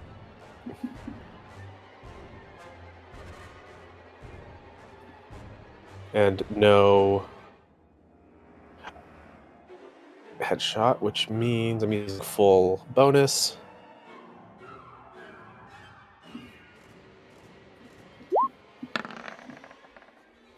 No! Ah! The only way you could have missed. Just no! Shot goes wide, cutting through what you thought was a part of their person, but they were still forming, and you realized it was just the edge of their mist. Shot too early. I'm antsy. I'm antsy. It's crazy. Enyo, it's your turn. You have a general vibe of what direction the battle is in. Yeah, she heard the whiz of the what's it called again? She had What's what? it called? What's that? What's the gun called? Just that the Muramasa? no, the thing before that. Oh, the grapple gun? Yes, she heard the whiz of that. Well, She he looked just that way. She's a fire go the other way. yeah, yeah, exactly. With her infrared goggles on, does she see the bodies? Not yet. They're still outside of your visible range, because again, the obscurement is from the mist around you, which is also giving off heat signatures. As soon as she sees, she's gonna stay where she is. Like, is she in direct line of where, like, theoretically something would come out of? I mean, you know what direction the combat has been headed in, but you don't know where anybody's at yet. She'll follow where she heard, presumably, Scorpion go. You said And she's moving then- that way? Yeah, she'll head towards where presumably Scorpion went. Okay. So you head 30 feet in that direction, and that would actually Yes. bring you within 10 feet of the 3 ghosts that are lined up in front of you. Roughly within 10 feet. We're abstracting a bit here. But yeah, they would be clearly visible to you now in front of you if you move just your regular movement in that direction. She'll fire a hand cannon. All right, you see these ghosts, you see these lab coats, You see them turn around in these sort of terrifying, decayed-looking faces staring back at you with these bone saws and scalpels and other things they're wielding.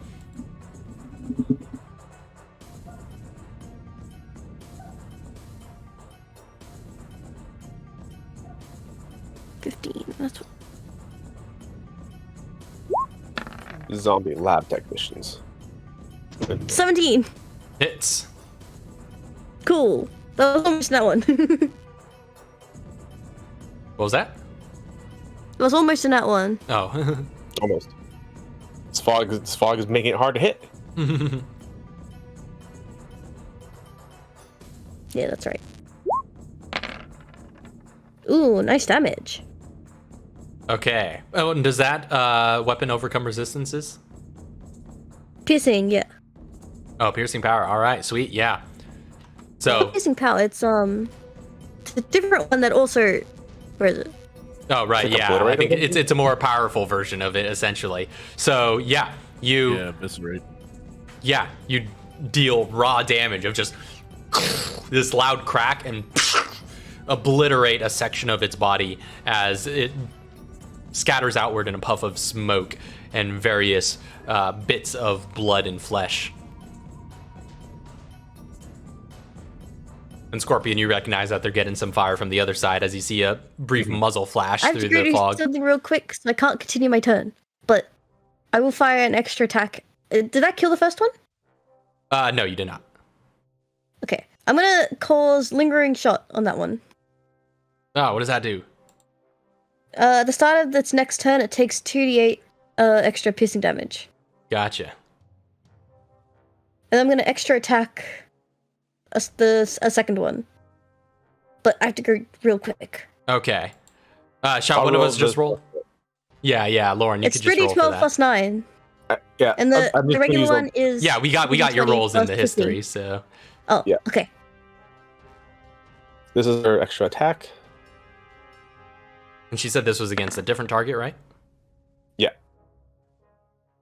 Okay, that mega hits.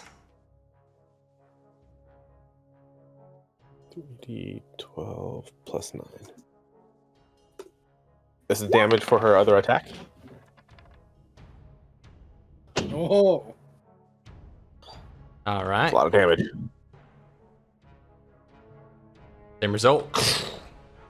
Another massive hole bored in another one of these creatures. And that's going to be the end of Enyo's turn. Back up to the top of the round is Scorpion.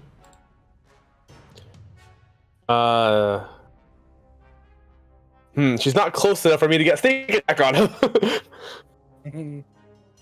No. Yeah, he's gonna try something. I don't know if this is gonna work, but he wants to try it at least. He's going to try to bonus action hide In the by fog?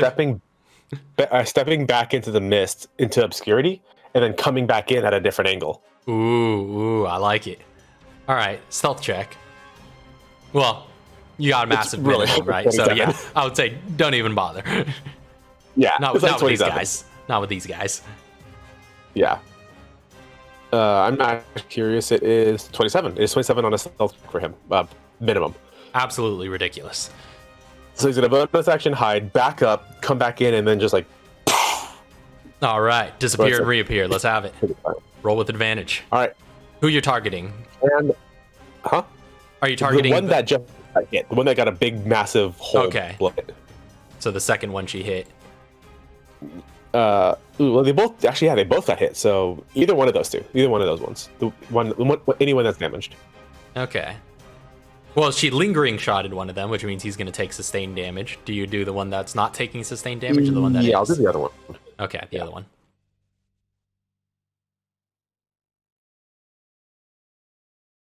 Do we hear the gunshots while we're in the building now? That's fair. At this point, there's been some loud cracks of gunfire that are not suppressed, so at least one of them Yeah. isn't. So now that Enyo's taken hand some cannon. shots, yeah, hand cannon no less. Now that Enyo's taken some shots, I would say you guys can be are aware that there is a combat happening. I'm just on the radio. What's going on out there? Apparitions. Is a headshot. What? What'd you say? Operation! Stage mumbles. What? Mega hits. Arbitration. And here is. Wait, I rolled a 17. Hold on, give me one moment. Oh no! Okay, that's fine. It's a regular attack. Okay. Was it almost the crit?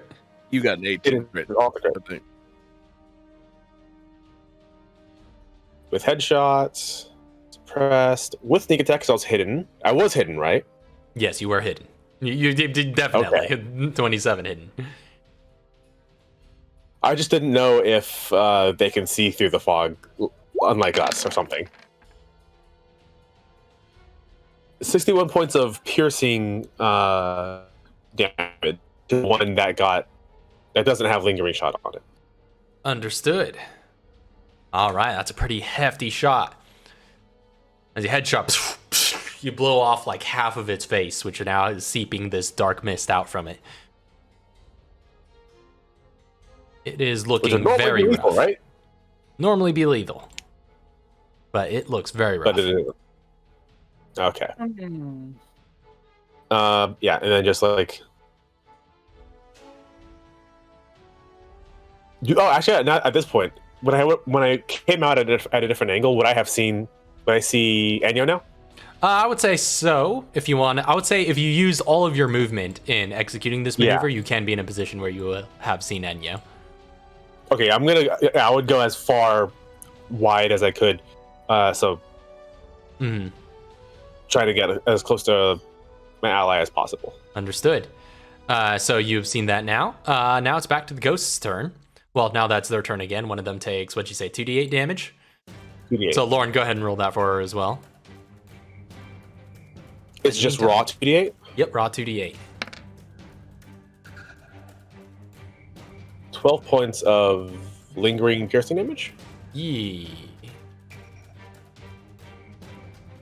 And I'll say that benefits from her evisceration as well. So as the round that tore through it, you see more bits of decay and smoke begin to fall off of it.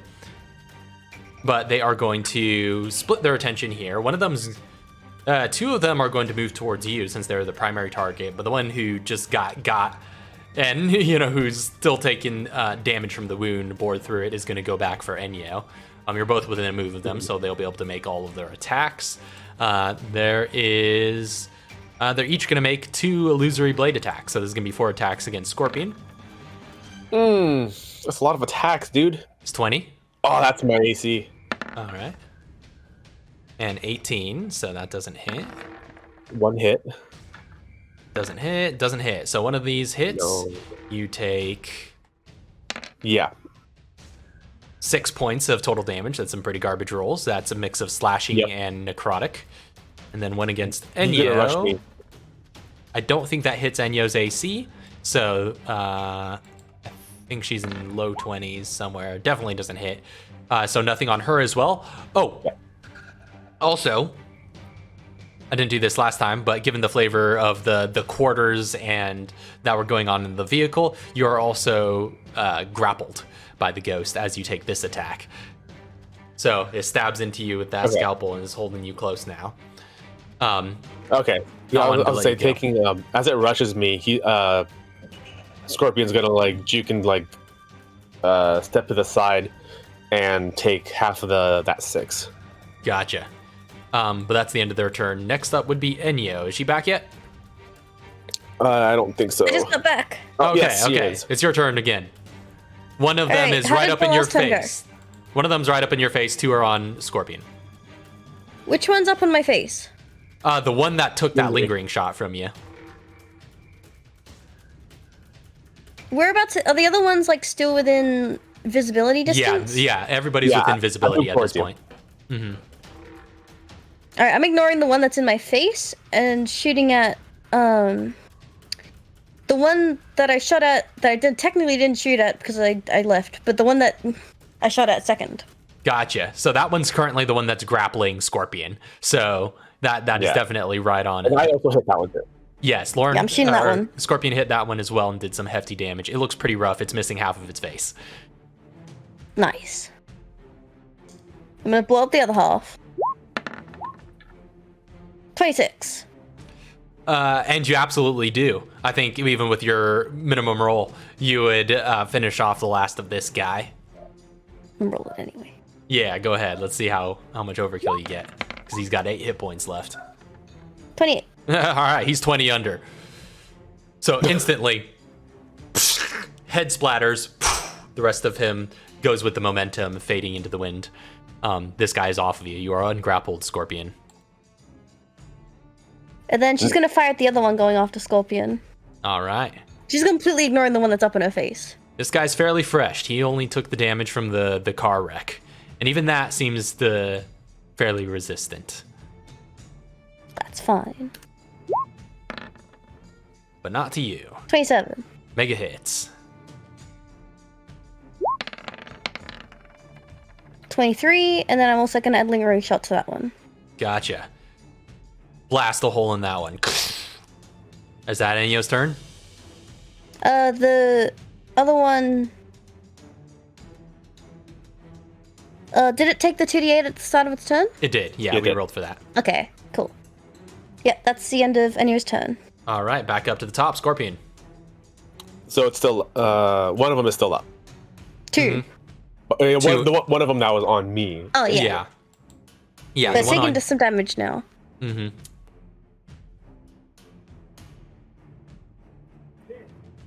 All right, we're gonna be shooting at each other's targets. You're gonna peek around him and shoot at the one on Enyo? Yeah, I'm gonna shoot the one on Enya because I can get sneak attack on it. Oh, fair. Bonus action. I'm gonna bonus action spot that creature, and All right.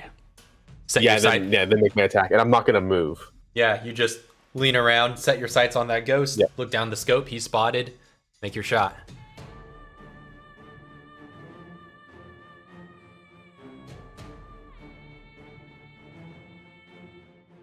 This little headshot as well.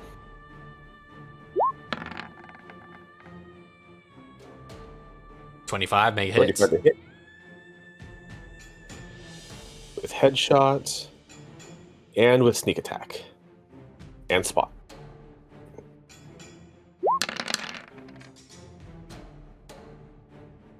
62 Oh, points of piercing Get damage. deaded.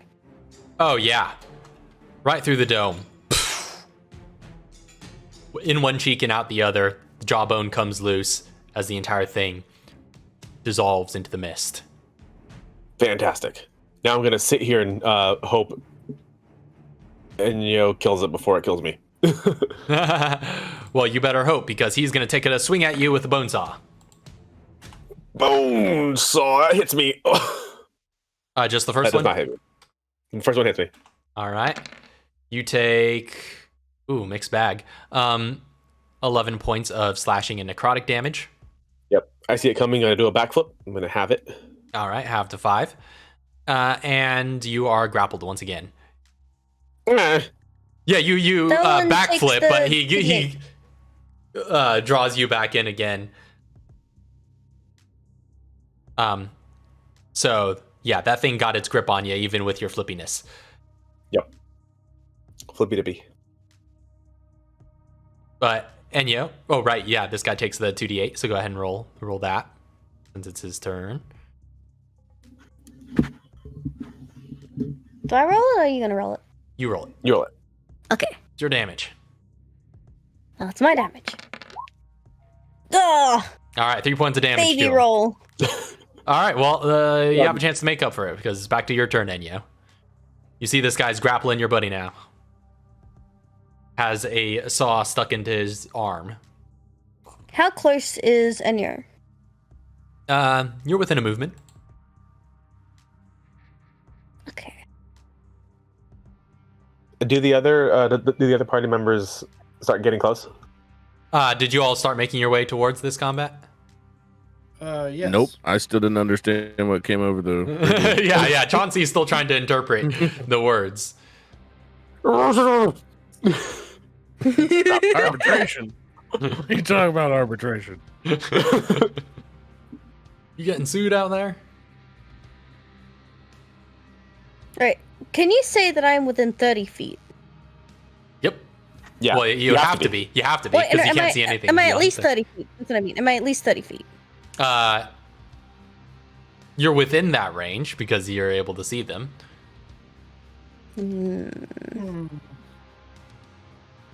I wanted to charge it. Oh well. That's fine. I'm gonna run. What do I want?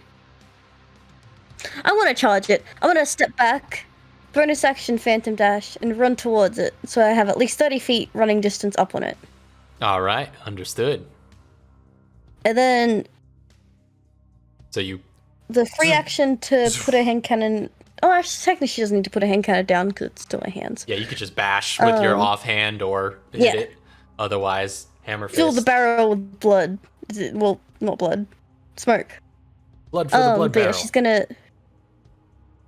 she's gonna go punch. I think, do I want to haymaker these? I don't know if these guys have a low AC.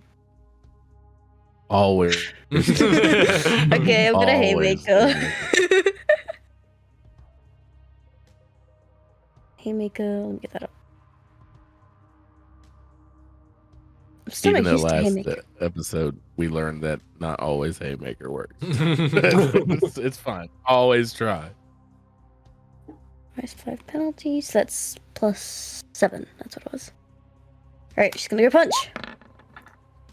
GC's. Hits. That hits? Yep. Yep. Oh! That's a critical hit! All right, because you're Hey. charging. Scorpion's gonna see her start to wind up, and he's being held up by the collar, and he's just gonna squirm and try to get, move him into such a position so that she can just go just All take right. him out. And also, there's more to this. Yeah, you attack She's the gonna- joints, move them along into She's running directly up. into her path.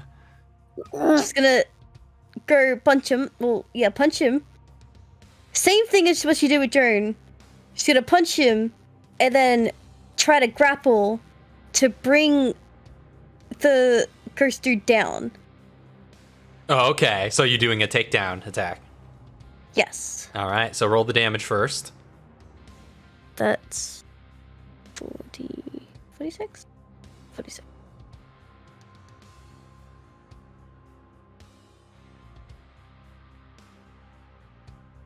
Double checking. Yes, 46. Strength save on the takedown, right? Yes. So I could have that roll prepped. 20 explosive. Right. It's explosive. Also bypasses resistances. So machine power, and then instantly also sweep him out from under his feet. Makes a strength save. That's a 4. Yeah! Looses the grapple and goes to the ground. And then extra attack. She's just bludgeoning him. Yep, with advantage because And now that's on the he's- ground, he's to advantage. prone. And I believe that's also a crit. All right.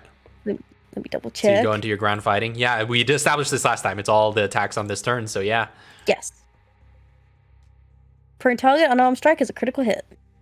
So let's just see if I hit. I'm gonna go haymaker it. Go haymaker.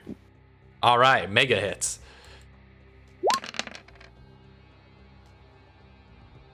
That's more explosive. All right. Does that kill it? You hit it with another strike. Does not seem to kill it though. However, as you go into your ground fighting maneuvers, bringing a knee into his head, you do seem to knock a solid chunk as this figure begins mystifying, but it is still alive, barely. Okay, that's the end of her turn. Because I already used my concerted Yeah. combat. All Well, I right. used my. Yeah, use it yeah. to dash. So, Scorpion, you're up. So it did release its grapple on me. You did. Yeah. Going to.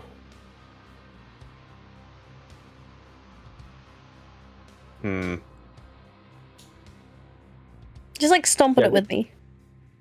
Yeah, I was gonna say should I switch to my katana? Yeah, you can pull Start, out your katana pretty okay. easily and then just. Yeah, I'll switch to katana and start slashing. All right. Slash slash. It has I Just have regular advantage slash, because actually. it's prone on the melee weapon, right? That's true. That's true. Yep, you're in 5 feet. This is reminding me of the mugging scene. I think that's the wrong modifier. It is the wrong modifier. But it's still very high. Yeah, still very high. Hits. And, That was my headshot actually, modifier. yeah, with your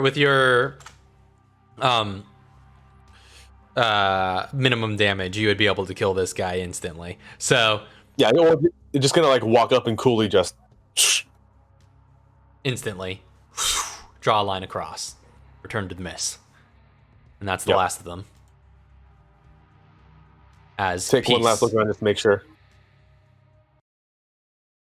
take a gander, and you resolve yourself, but you realize you don't want to stay out here too much longer. Come on, we better get going. Inner notes ahead and follows. Gonna walk with a slightly quickened pace. Understood. Inner walks. With also a slightly quickened face. All right, so you both quickly make your way back to the factory. Again, Enya, you just haven't come from that direction. You know that it's not too long of a gate. You arrive there and head back into the employee hallway and meet up back with the others. Well, on the way, you bump into Kevin, who's been running toward you guys. All right, you meet Kevin just outside of the factory. And he's like, I was gonna say, is there a chance that they missed the path? That they missed what? That they missed each other on the path? That's a Like, fair like- point. I would Because say- of the fog? I would say perception check on Kevin's part. With disadvantage given the conditions. Like ships in the night. Hmm. Entirely possible.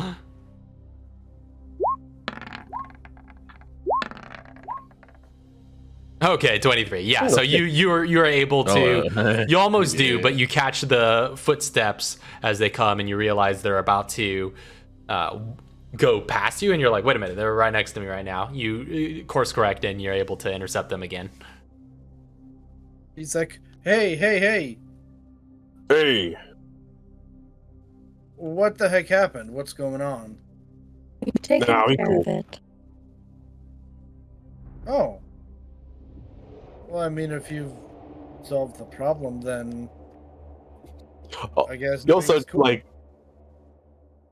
You also notice that we're not coming in a back in a vehicle. It's also true. There's no Humvee with them. Where's the Humvee? Crashed it. How bad? It's pretty bad. That's okay. It was infested with ghosts, anyways. Okay. Kevin just sighs.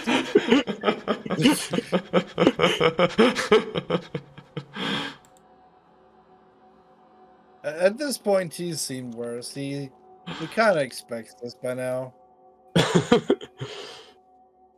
Jeep's haunted. I'm sure it is now. Yeah, and then we're gonna head back to the facility. All right, you head back. Rejoin Chauncey in the employee hallway. Oh, give the red and the blue green to Kevin so we can Right. combine those at least while we're walking. Now this will take a medical check to combine 3 for Kevin. Okay, what do I roll again? Medical. Right, okay. All right. Give me a second. And 14. Yep, that's a success. You only need a 10 to combine 3 herbs, so you're good. You got a red, green, blue mix by the time you're done. Put them all together in your palms. Put them in a nice little packet. It's ready to go. All right. right. Am I holding on to that one as well? Yeah. Red, blue, green. Kevin is RGB. green. He's good. All right. What are you guys up to next? Reconvening with Chauncey.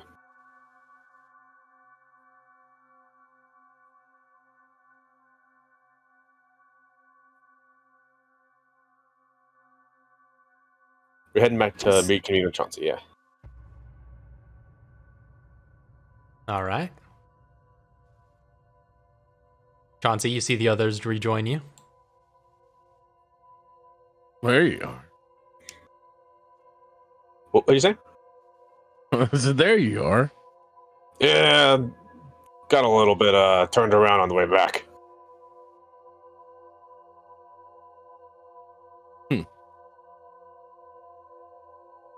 Okay. The car is gone.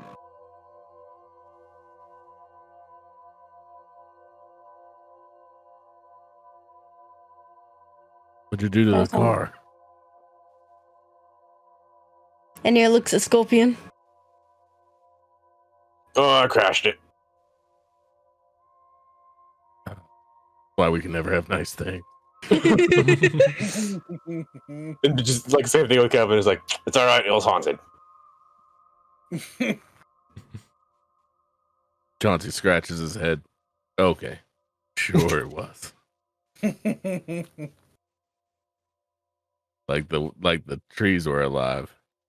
Like the bunk bed was alive, huh? Trees, bunk beds, cars. They're all trying to kill you, I swear. I'll take your word for it. And all I'm thinking about is the conversation I had with Inyo earlier.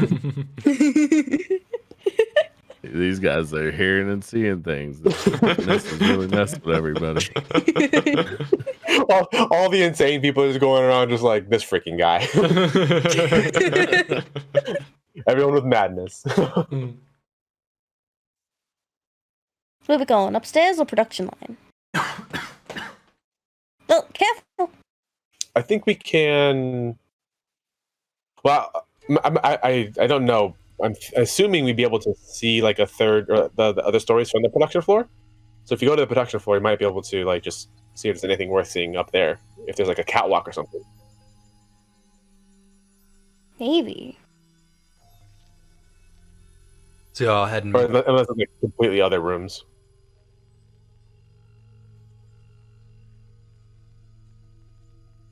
So which I think way we you should go heading then? upstairs. Upstairs first. I think so. I'm fine with either. Let's go upstairs. All right. Let's go upstairs. You guys start heading up the stairs. And as you do, well, first off, what's the marching order heading up? Is there anybody who lingers behind a bit? I don't like that. Scorpion is I'll always linger behind. Scorpion's pulling up the rear if no one else will. I usually take point, but now that I'm like important, I kind of pull the rear. And you go in the If front. you want the back, that's good. I guess I'm in the middle. All right. So Chauncey and Scorpion in the back, Kevin in the middle, and Enya taking reloads a point. hand cannon. All right. You load the 44 Magnum rounds into its chamber and start making your way up those stairs. But Scorpion and Chauncey, as the two of you linger behind, do you see those swingy double doors that would have led to the production floor? You see you hear first that they are creaking and moving a bit. And you realize that some dark mist is beginning to seep through the seams. As all of you hear a voice, seemingly from all directions. Feminine voice that just says, "Hello, sweet visitors." Slime Moon! What? And who are you? As the mist crawls through the doors, massive and immense amorphous black cloud sweeps into the employee hallway, heading in your direction. It pretty much is large enough to encompass the entirety of the width of the hall, and is just a wall of blackness moving through. And as it gets closer, you do see that there are writhing movements, tentacles swirling within the formless mass as this massive wall blocking behind you continues to inch closer. Okay, she's Cthulhu.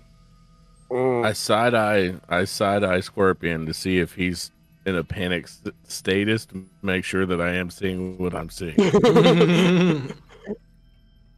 Which is just in case. Like I don't specify that I heard anything, and I don't specify that I see anything. You just look at him for your But I cue. side eye towards Scorpion to make sure that he's seeing it too before I overreact.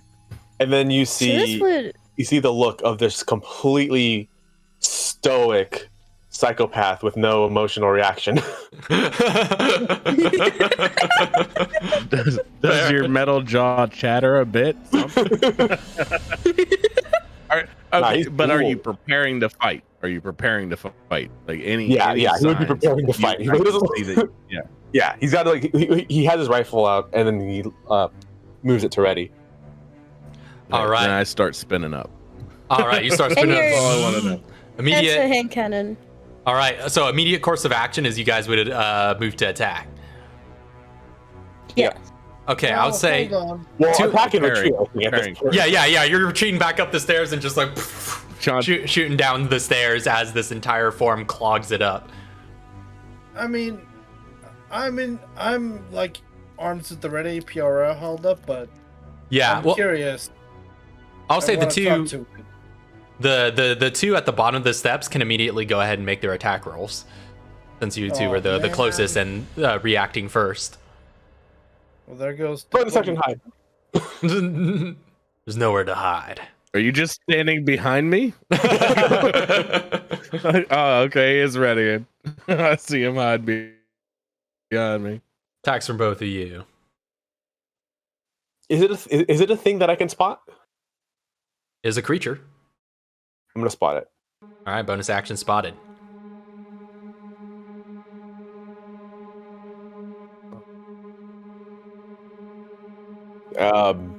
Headshot. Sure.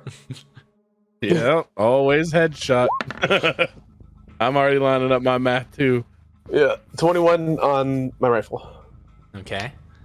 Let's see what Chauncey gets first. Okay, let's hold off. Ooh. That is a 27. All right. So you all go full bore, I take it, just unloading here. Uh-huh. And I guess in your case, Chauncey's case, you would get the multi-attack, but you had to use one to rev up, so you only get one bout of shots in this round. But Scorpion, you fire your rifle downrange, bolting the round out of the chamber. You, as Chauncey's rotary cannons just unload, this barrage of gunfire goes down in a singular direction, back down the stairwell, all disappearing into this mass and sending out little tufts of smoke and tentacles. Both of those certainly hit. You do not seem to be having any effect whatsoever on this advancing wall, though.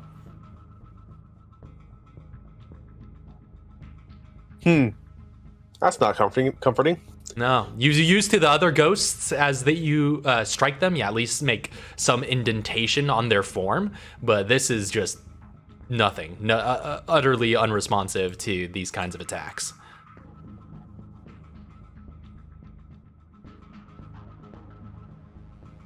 And it is drawing closer. We're running.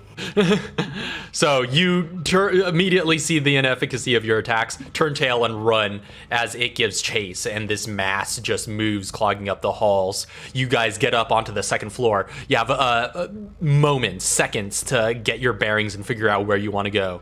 As you see another hallway on the second floor, you see on the left-hand side and the right-hand side, pretty much only one door on either side. The left seems to be a storage room. The right seems to be doors to a laboratory. Of some sort. You see kind of windows in the side of that wall that look into a laboratory area. But the storage Labs. room has a pretty heavy door with like electronic controls on the side. It looks pretty tightly sealed. Wait, the storage room is? Yeah. Like Does it look like it needs something? Does anybody go up to inspect to find out? Kevin, he's the tech guy. Okay, I'll say go ahead and make a technology check as you saunter up to it. Can I take Wow, the that's a slower route modifier. too? The slower route? Yeah, so everybody has already made it up the steps, and I'm kind of just like drawing its attention that it doesn't have to go as fast. 32. Okay, yeah, you kind of linger behind just to give it a bait to stall it a bit. I'll say, I'll associate a check with this. This would be a check to see how much you could ride the line here between being slow enough to bait it and stall it, while also being fast enough to see if you could escape in time. Can I help you with this? Okay, how would you help him with this? Just being a freaking nuisance. It like getting in back, and just trying to see if it'll like. Okay, just quickly moving and okay. So- Yeah. I'll say That was my thought too, is that I would do some like kind of like try to avoid getting hit by tentacles, but like when a tentacle comes at me, I will swing at it with haymaker. Just, It's like Gotcha. constantly. So I will say you can So make if I'm not dodging, I'm swinging on it. you can make an athletics check then with advantage from Scorpion, facilitating this maneuver to see if you can evade well enough. Meanwhile, let me resolve Kevin's check here. 32 on technology. Yeah, you take one gander at this, and utterly trivial. Doesn't require any credentials or anything at all. It's literally just a fancy interface for this door. It's just you could push a button to open it up. And it's just a fancy interface because this is a solid door that cannot be mechanically operated. It's like a vault door almost. It needs these electronic components to get machines to unseal it and open it up and close it again. But the interface is fairly simple.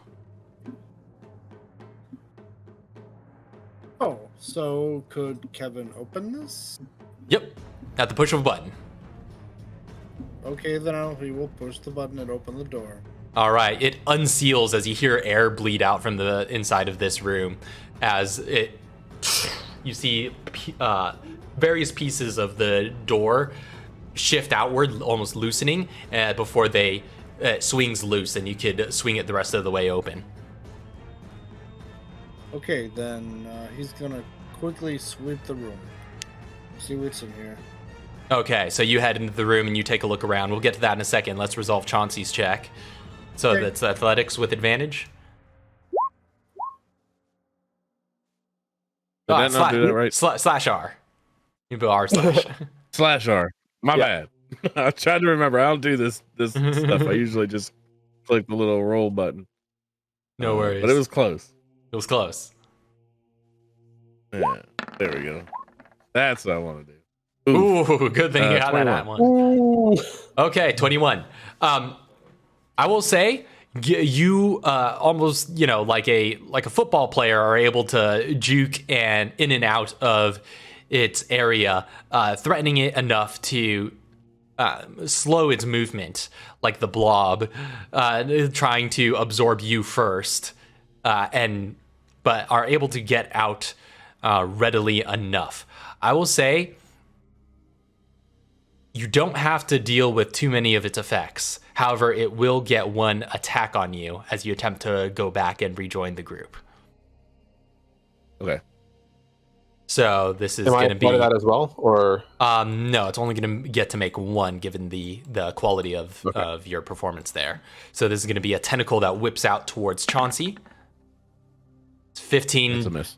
That's a miss. So this one tentacle whips out, but you're like, ugh, and you juke backwards and turn tail and realize that Kevin has gotten this heavy storage room door open and has gone in and started clearing the area. Do the rest of you join him in there? Mhm. All right. yeah? So- I feel like while we're reading, that tentacle comes out towards Chauncey, and like Scorpion takes his sword and like chops at it while we're retreating, and just like tries to see if he can like sever it and then start running, and then Ooh. head back. Okay, I'll say make a quick attack. See what you can get out of this.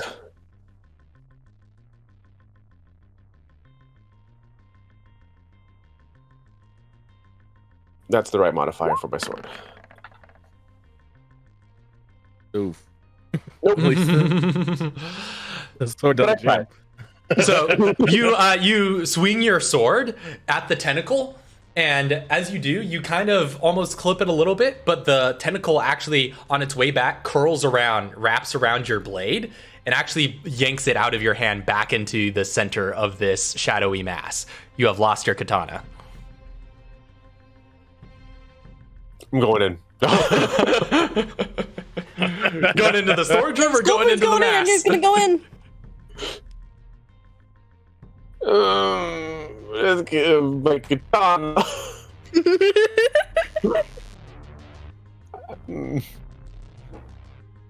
Okay. Do I notice the katana being ripped out of his hand though? And can I see about how far away it is from me? It disappears as soon as it goes within this mass. You cannot see it. It is just a mass of dark cloud and ichory tentacles that are just slurping about. It's slurping. So I just nod at him and say, "Well, that's why I stick to guns." I don't need it anyway. No, we probably need it. Out of character, we probably Cloud needed it. Bullets wasn't is doing nothing. moving Yeah. closer as this hallway Like, is getting smaller and smaller. Well, we're having this discussion while we're running into the room. All right, y'all get into the storage room. Kevin, at a cursory glance at this area, you don't notice anything out of the ordinary beyond a bunch of shelving and whatnot. But the others seem to have funneled into the room, and now you see bits of mist beginning to crawl around the edges of that open doorway. And you see flailing tentacles starting to inch their way inside as well. Ooh, we're getting some static from. I think that's from Static. Joe's. Rose, I think your microphone isn't plugged in all the way.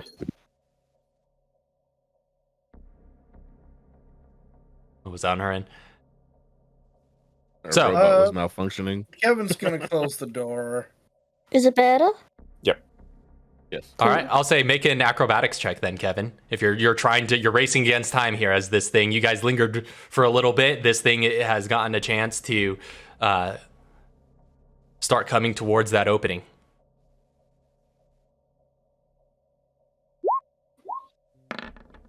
Is Chauncey still backed up, like baiting it, or is he running with the rest of them? No, he has to be inside the Oh, room I'm in now. the doorway by now. Yeah. I'm in the doorway by now, but I am the last through the door. 18. All right. So you dive for the controls on the side and smack the monitor, the touch screen controls to close this as you see the heavy vault-like door as a tentacle shoots through, lunging for your throat, but it closes on it, and you see that tentacle dissipate into mist.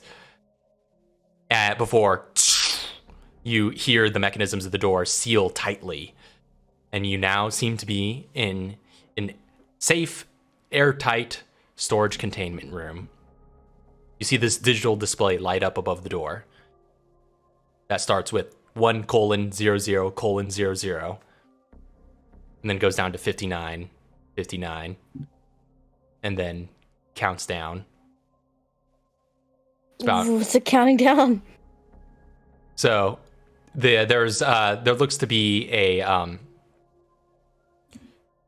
the judging by the display and the way it's labeled, you reckon this is the amount of air you have left in this room. This is how long you could stay in here. The only reason this thing can't get in is because this is an airtight room. Oh, we can stay for okay. That's an But hour. it is separated from the rest of the ventilation of this building. But you have an hour of reprieve. Do you think like we could try seal that thing in here? That'll be pretty difficult. I like Question, the does way any- you think, though. I like the Yeah. way you Does think, any- though. What was that for Enyo? Does Enya breathe? Yes, we established this in the first session. Okay. Yeah, she does. She does have to breathe because she does have a brain that needs to get oxygenated, which Just is as why fire. she got madness in the first episode as well. Yeah. I feel like maybe we could try steal that thing in here. You have to let it in first. Is the problem? That's true. Let's scout the room out. Let's see what Yeah. we got going on in here. Yeah. Then we can make a plan. All right. But I like the way you're thinking. You know? Are the shelves empty? Is this No, it looks quite well stocked. In Okay. fact, there's a number of shelves and storage containers and all sorts of things that seem to be the stock for this entire facility. This is like a closet, a massive closet of sensitive materials that need to be carefully stored, and hence the blast door that seals everything in. But yeah, looking through, you can find all sorts of chem fluids, scrap material, batteries, propane canisters, cryogenic great time for Muriel. canisters. Yeah. Yeah, you only got one crafter among you guys for now, but Yep. Wait, you said there were like propane canisters in here? yeah, there is one working propane canister. Scorpion's gonna start a short rest. All right, you start resting up. You kind of go over and lean over by a workbench, and you see on that bench, however, there seems to be some paperwork laid out over there, and you realize these are some more files that you could take a look at. Mm-hmm. Scorpion takes one look around at this place and goes, "Nope, not for me. This is not my place. I'm gonna sit down, take a rest, and paper." I am also going to take a rest All right. and enjoy that paper. Start reading. Short rest. Heading it. I'm handing just the- going to let you read it to me. Yeah, handing it off to the robot to. Yeah, your e-reader that is with you. Our Can I- portable scanner. Can I rest and read at the same time? Sure, it's not intense to do some basic reading, so you're definitely able to do that during the rest. So you get, wait, that's not the right one. You get what looks to be a side addendum file to the series of reports that Oh, you've been addendum. analyzing. Oh. Oh. Alright, let's see. Annabelle Campbell, PhD, Chief Researcher, Greenhouse Solutions, Inc. In my research, I discovered an interesting weakness which appears common to all Spectre ghosts. It may prove useful in the event of an undesired outbreak. There is a frequency of sound that resonates with Spectre mist in such a way to force it into a solidity. At high enough magnitudes, the resonance is so unstable to the fine mist particles that the infected host has no choice but to collect their particles into a corporeal form, thus making them once again vulnerable to conventional weapons. Kevin. I instantly ask you to send that to the database. And, She's sending it. All right, Yeah, yeah. Yeah, there's a bunch of table. frequencies and decibel levels. Yeah, Little a table of frequency and decibel levels that occupy the rest of the paper. All sorts Does of usable anybody data. have any sun grenades? I mean, is there a frequency in which this Gatling gun's spinning? Can Enya It create a high does make a lot of noise. No, Enya wouldn't necessarily have the capability needed for this sort of thing. Here's the question: Kevin create a high frequency? Do you have any sound-based crafts? Do you have the there are I a couple have the one- or functions. There's a couple that could The work. one that comes to mind is pressure bomb. Pressure bomb wouldn't necessarily be the same thing. You'd need something like Yeah. That's a controlled frequency that you need. You'd essentially be able to need to display or sound the same frequency at a constant rate. I don't have any like that. Yeah, I don't have everything either. you would need something like, let me see, within Tinker's tools. I think It's the there's like an alarm pulse that- grenade.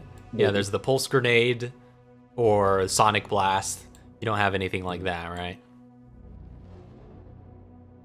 I'm sorry. I do not. In that case, you would have to improvise something, which would be rather difficult, but if you could pitch me on the right materials and get into a good enough workspace, then I will allow you to make an attempt at modifying something you have to be able to work with this. Do you have anything that delivers payloads or anything of that nature? What about the Bluetooth headset? Not quite the volume you need, looking at these decibel levels listed on this sheet. Just like throw it into the smoke.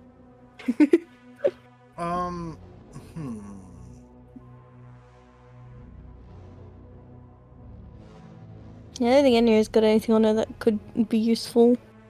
I don't have any ingredients at all, actually. We're in a room full of ingredients. Oh, right. Well, You're in a building full of ingredients.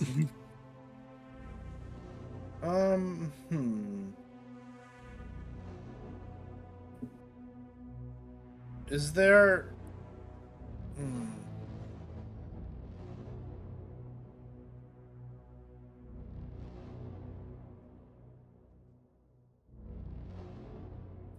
I have a question out of character, it may be in character, but if looking around, do we see anything that they would have used to do the tests to find out what the frequency and decibel levels were? Not in this room. This is just the storage room. Okay. So it's just a I bunch thought of maybe because the research paper was here that the items that they did the research on were here as well. It might be in the lab next door. Okay, here we go. You said that door is sealed. There's no way I can get a fiber optic wire through it. No, absolutely not. Would I be able to hear anything from the other side if I tried to like press my ear against it and listen? Make a perception check. Just a straight perception? Straight perception.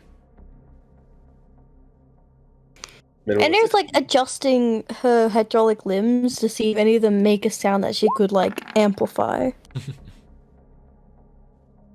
16. You put your ear to the door and it reverberates a bit, but it's hard to tell what's just the ambience of the facility or anything else that might be going on. What if Enya screams? Cause like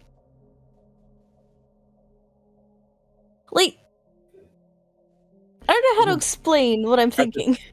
Because you are projecting through a microphone, but I think the levels we need are like at sound cannon levels.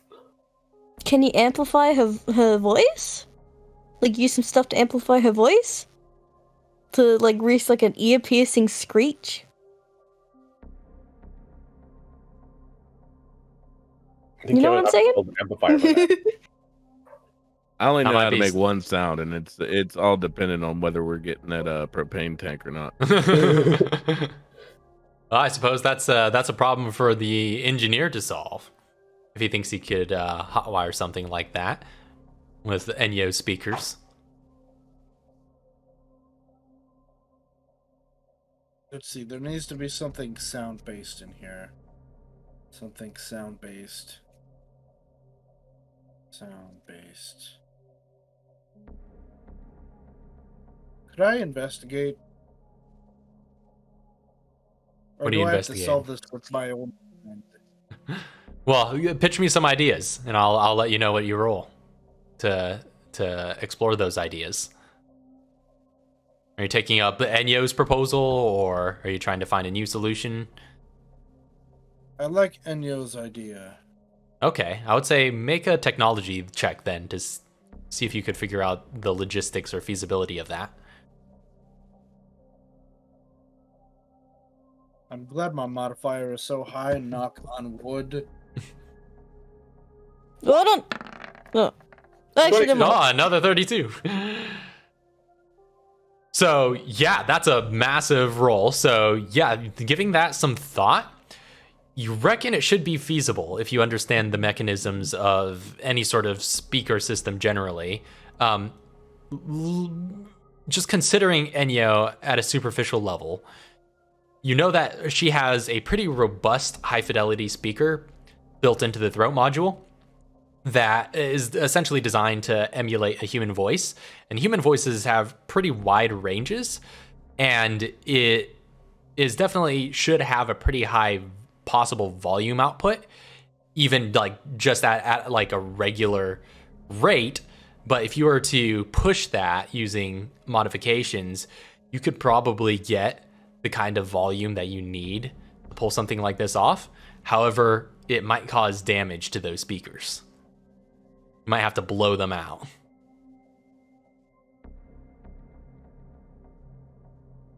I understand the consequences. If there is no other way, I will risk my speakers. It is nothing. Wait, what speakers? The throat Are we speakers. Wait, what? Yeah, that's what you're. they're- That's what you're doing that whole technology roll. Enyo's gonna produce. Wait, you're gonna help Enyo produce a sound from her voice so loud that it potentially like bursts, like destroys her speakers, basically. So she potentially might not be able to speak. I'm gonna At least try it might and be find some damaged. extra- Yes. I'm gonna Which try and find honestly, some- that'd be kind of cool. So you know, I'm cool with it. No. I want. Also, you talk to us through Bluetooth. That is true. She probably would we still be able to said- talk to the party. You said that what was it last episode? I think we discussed that you just talk through your head without moving your mouth or anything. Well, yeah, we said you could if you're going through the Bluetooth. So that's true. I don't care. I want to try and find some other sorts of speakers first. Is there any scraps or parts in this room or something? I mean, like I said, there's plenty of scrap material. Well, let's try and cobble something up to like an alternative.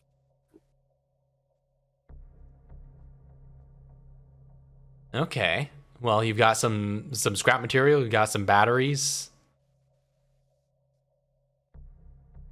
All right, let's give this a shot. I will say you could. There's 2 scrap material and 4 batteries in this room, so you could use Okay. 2 and 2 if you want to make a roll to try and cobble together a speaker solution from scratch, something that can emit a frequency. This will be a pretty difficult roll though, because you're not working off of any pre-made recipes, and you're not. You're basically going entirely from scratch here. So it's also worth noting Kevin will not get the benefits of a short rest if he's doing crafting during this time. Well, we're kind of in a tight situation anyway, so So go ahead and make a Tinker's Tools check then. I'll call it a... for this one, I'll say Intelligence Tinker's Tools. Seeing as this is more so problem solving and figuring out if you can do this, the manual labor is a bit less intensive by comparison.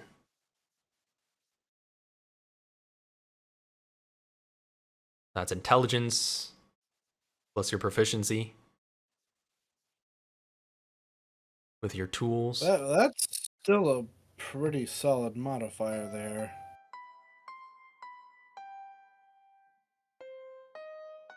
But is it enough? Come on, Tony Stark this crap. Tony Stark it. Please, Tony Stark it. He built a sound grenade with scraps inside of a lab. So with 23, you cobble together some scrap material and some batteries. You attempt to run a circuit that will provide some amplification through the mediums that you assemble here. You find some spare circuit boards that might have been used in some machinery here, and you begin starting to workshop something that you reckon from your basic audio engineering understanding that you think might be able to suffice for just emanating a solid frequency. You spend some time with your tools, solder some things together. As soon as you give it a test run, you hear it begin to fire up and sputters out.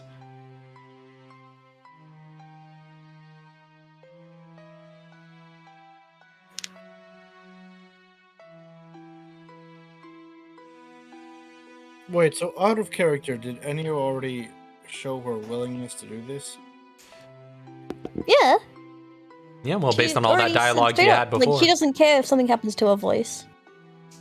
Like, the voice is nothing compared to the mission they're on right now. He turns to the side, giving a heavy sigh. Or whatever that is.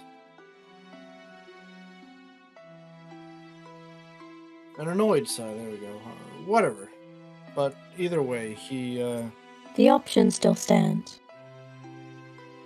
We need to defeat that creature. I don't think... Are you afraid of hurting me?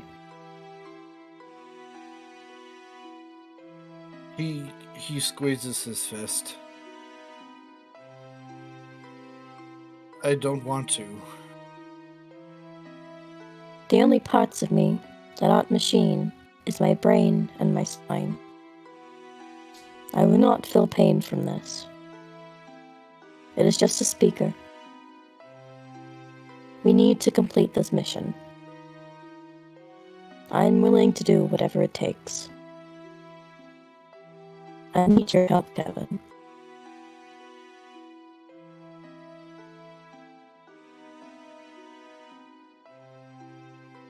Don't forget, I am still a machine.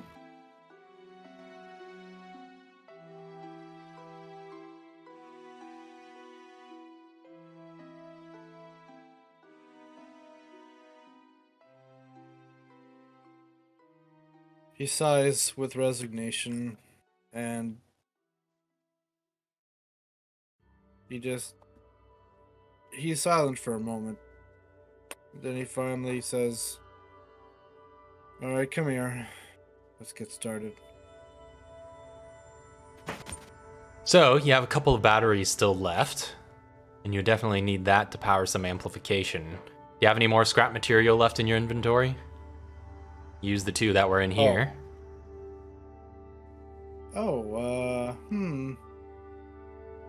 Really?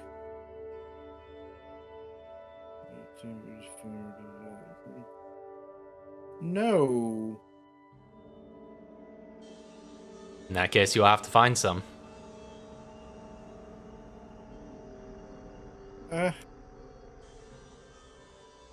Is there anything he can pull apart in here? Is there anything I can break?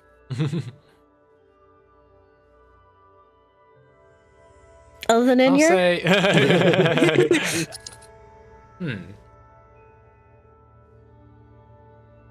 I'll say make an investigation check to see if you can figure if there's anything you can scavenge and salvage out of the materials that are in here and the objects that are in here. I will help with that. Okay. Wait, no, I don't have investigation. Do I have investigation? No, I don't. Never mind. I have perception. 19. I can't help if I don't have proficiency in it, right? Well, I would still allow it. I would say if you're just as long as you're doing something effective, right? As long as you have some sort of way, then you can explain that She's you're smashing helping. stuff. She's what and stuff? She's smashing stuff. Just smashing. You just start Yeah. whacking things. Yeah, see if they can produce anything useful from them. All right, so she goes out. She's playing Minecraft. She's just hitting stuff till they produce materials. Ripping open radios. Yeah. Okay, yeah, I'll allow that. You go ahead and give advantage on that one. So roll again for Kevin. Okay. Ooh, 21. Ooh. Okay, so I'll say with that, yeah, there are a number of various objects and little bits of machinery and even constructed stuff, you know, with the chests and all the shelving and whatnot. There's definitely a lot of things in here. However, as Enyo goes through and starts smashing some of them, starts breaking open a few bits and bobs and devices that have been sort of left on the shelves in disuse, and starts breaking some of the leggings on the shelves, anything to just see what pieces you can get. As you're observing your surroundings, Kevin, and taking it all in, you keep your eye out for anything that might be useful for the purposes of amplifying a speaker system. You already know that the components are within Enyo to even be able to project a voice. So you know that there's a pretty competent and, by your ear, pretty high fidelity speaker system already within her. You just need something that can bolster it. So you're mostly looking for wires and processors and various other electronic components. And as she knocks over this unused modem that was lying on one of the desks that clatters by some various spare computer parts, you're just like, oh wait, hold on, I recognize some of that stuff, that might be useful. And you manage to scavenge, yeah, I'll say 1 useful scrap material worth out of that, just by the skin of your teeth, MacGyvering this. That I was gonna say 20 was what you needed to roll, so that advantage is what allowed this to work. But you get enough, those 2 batteries, to get 1 more attempt. All right, let's do this, Enyo.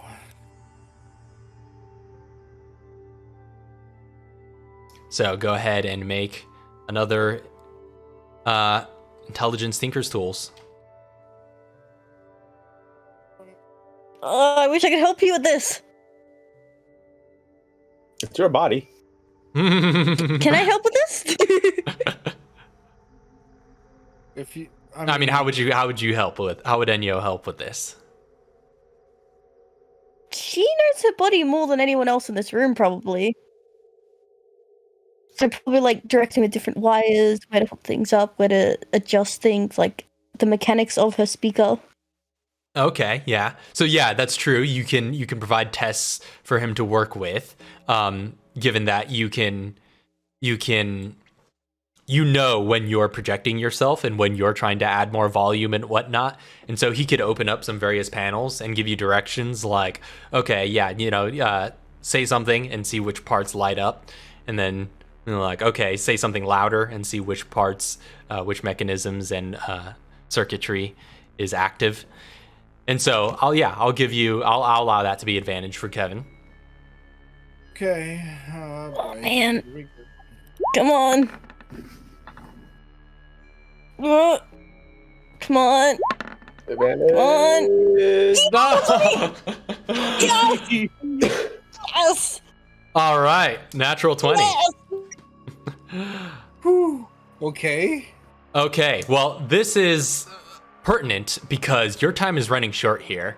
It was a half hour for the first failed build, and so the second half of the hour is essentially spent working on this build. And if this doesn't work out, you guys will start suffocating if you don't leave.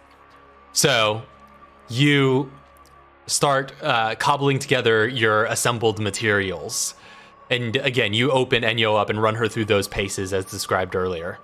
And you realize, okay, you get the design behind the speaker system that's within her, right? You open up her chest cavity, undo the nuts and bolts, and get in there and start fidgeting with it. So you're like, okay, I understand the mechanics of the speaker system. I understand the electronics of it. I just need to overload this. And you recognize after some tests and asking Enyo some questions that, yeah, she can basically produce any tone that she so desires. Her default voice settings are essentially just what she's comfortable with. But she's capable of producing those frequencies and sustaining them if need be, given that her entire voice box is completely synthetic. So she already has that capability. You just need to be able to push it into the decibel levels that you need. And so you hook up those extra batteries, things that would be able to power pretty hefty bits of machinery, you reckon, and you wire them all together into the circuitry of the already existing system. And you attach some additional parts, things that you reckon would have been used for various computer electronic components from the scraps that you salvaged. And you modify the speaker system in such a way as to be able to provide not only a higher volume output, but also like a little bit of material pressed together in order to form like a bit of a subwoofer that gives some reverberation and some solid physicality to the sounds that are coming out of her. It's a mess. There are wires hanging out of her exposed open chest, and there are various bits all over the place, but you think this might work. You give it a dry run and just ask her to produce one of the frequencies listed on the chart. It's like, yeah, perfect A. Yeah, exactly. Yeah. And she just opens her mouth and just begins putting out that frequency at a constant rate. You ask for more volume. You see a light of a meter going up on one of her internal components as she increases the volume until it's pretty loud, and you're like, all right, tone it down a bit. And you realize already that was pretty loud to your ears, not quite the levels that are needed to be ready, but you reckon how much of a fraction of your power output that you used, that you could push it even further when the time comes. So that should definitely be able to reach the heights you need. Okay, so That natural 20. Kevin, after he's done tinkering, he looks up and he says, "I think we're good. Now before we choke ourselves, let's get out of here." I'm ready. You all ready? I'm gonna roll some hit dice at the end of this. Right. So Chauncey, Does that count? I didn't end up getting a short I would rest? say Chauncey and Scorpion get a short rest. Yeah, that's fine. Can I still roll hit dice? I just don't get any back? No. Oh. Short rest just is what allows you to roll hit dice. You only get them back on a long rest. Okay, I need 23. So let me just... I'm gonna use a medical injection. What do I need? I'm gonna go ahead and roll mine. No, yeah, I'll use a medical injection. I was hoping that was gonna be a lot higher. Still 46 hit points back to you over the course of this rest. Yeah, that'll do. Yeah, that'll do. 10, 14. It's just the 8s for me.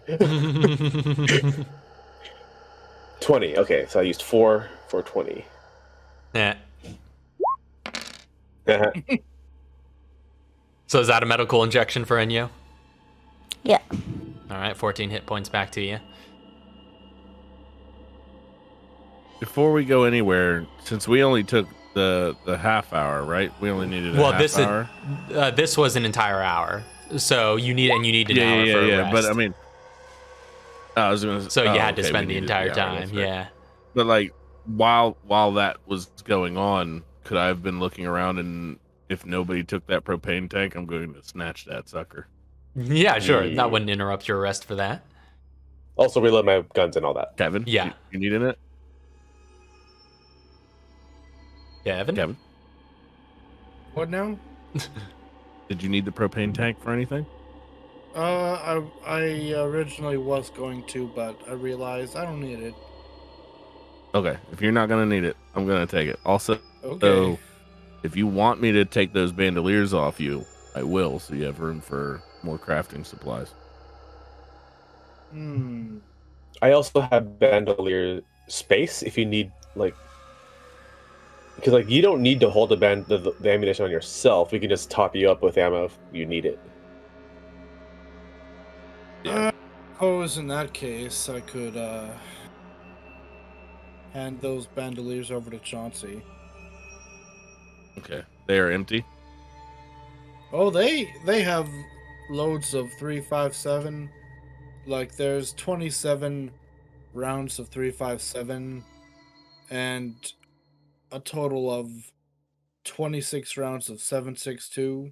Well, I was gonna say, how many stacks is that just on the 357? Because those only stack up They're, to yeah, because they're stacks of 9.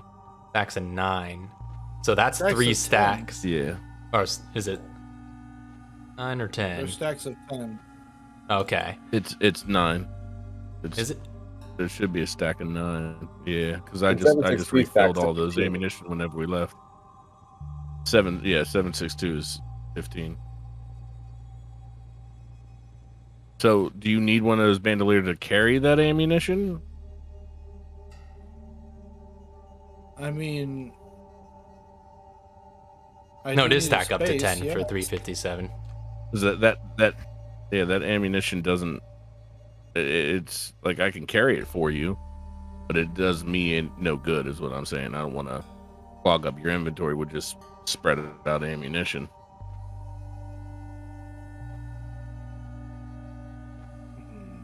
I can hold a stack of something.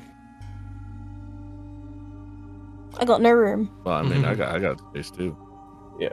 I'm just saying, like, if you need that ammunition, go ahead and keep the bandolier. If that's all you need is the one, or if you need both, then keep both. I thought they were empty. Well, I'll keep them, I guess. Keep them. Okay. I do have 9 of 9 357 ammo. If you want to go ahead and take it, I don't have that I the brought room. with me. You don't have space in those bandoliers? Well, he's got Well, at least 3 that's stacks of the inside. 357 there, so Yeah. that's Well, how yeah, many. So you can just top it off with a 4th stack. He also has 762. Yeah. How much did you say you had a 762? 26 total. Because that's more than one stack of 762. Yeah, I was gonna say that's 2 stacks Yeah, of but- 762, and I think the bandoliers could only hold 4 slots worth. Yeah. Yeah. So 4 you total could slots, have, and if he's got 2, he should have enough. yeah. So in that case, you don't quite have that many 762 rounds. You'd have to discard some of those. So you could only be holding a total of 15 if you have all the rest of the Magnum ammo. Yeah. Well, no, because if he's got almost 2 stacks of the 762, and he's got 3 stacks of 357, then That's he 5 can stacks. take Two one more stack of the bandoliers. 357 because it's 4 each, What? right? The bandolier holds 4 spots. Yeah, I Total. have 2 bandoliers. Oh, you have 2 bandoliers. Yeah, Okay. he's Yeah. got 2 Oh, bandoliers. okay, Yeah. got it. Yeah, that's what I was saying. So he should technically have 3 available spots. Yeah, in that case, yeah. Well, 2 available spots. I forgot to mention. I have 12 useless rounds of explosive. Explosive. I mean, Grenade rounds Explosive or bolt rounds? Grenade rounds. 40 millimeters. Yeah, pretty sure. Can- Yeah. Can we improvise with explosive rounds? There are crafting recipes for modifying those, but you could try to improvise something at a higher DC if you could describe something that wouldn't be the purview of one of those. Okay. I'll take the 40 the 40 millimeter rounds if you want to take the 357 out of my pocket. Sure. How many of those do you have? I have 9. I have a whole stack. 9 of 9. How many of the explosive rounds do you have? Whole stack, 12 of 12. 12 of 12. Okay.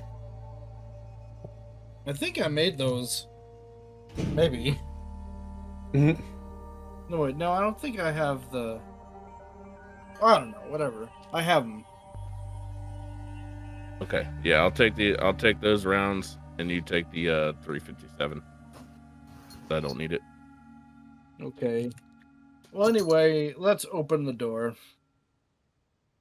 Quick plan of attack. We're letting this thing in, right? Have No, we we're been gonna discussing kill the it plan with of the attack throughout sound. this too? Yeah, I mean, we're only gonna make it angry.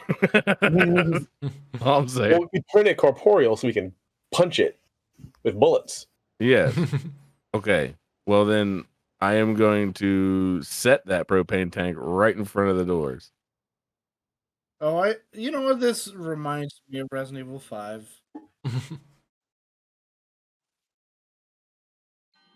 Can I do that? Can I have it already prepped and step back and let them open up that door Is Sure, there enough yeah. room and for already that be up. with that?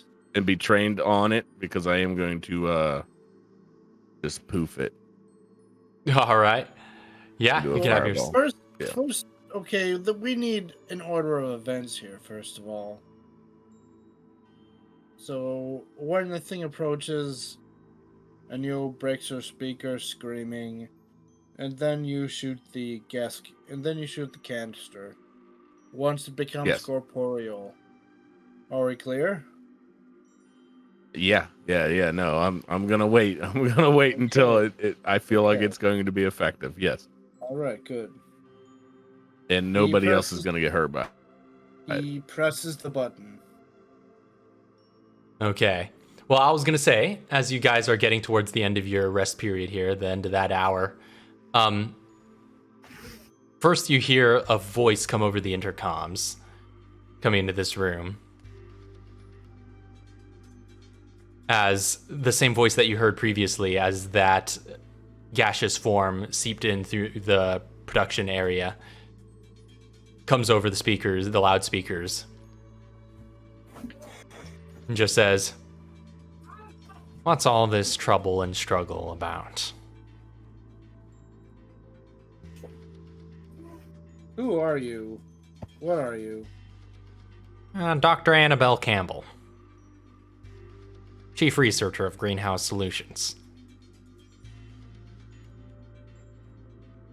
Wait, really? Wait, so the mist isn't her? Do you ask that? No. No. You heard that voice coming through the smoke thing, right? Was The it smoke Yeah. was a different voice, didn't it? No, it was the same voice, but now We you're heard the hearing voice it. during the You're smoke, hearing yeah. it crackling through speakers this time around. Oh, okay. Okay, never mind.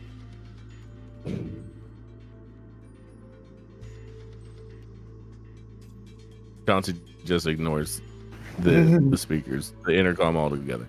Yep. He's trained on this propane tank, waiting for the next course of action.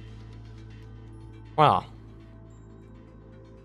silent treatment isn't too kind, I find. Y'all don't remember me, do you? I don't think I've ever heard your name before.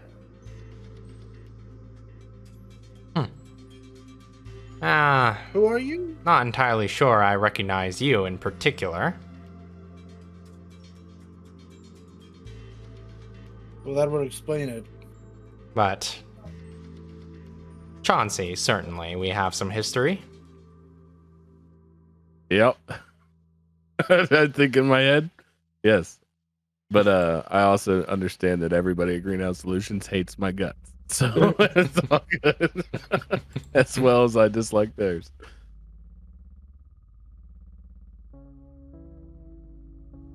I saved But your I- hide I- once. Now here we are at odds.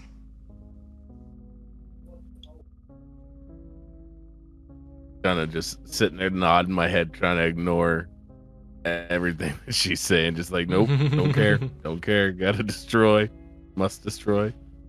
Who waits a bit longer to see if she can get anything out of you. As you see the clock ticking down towards the final minute of your available air.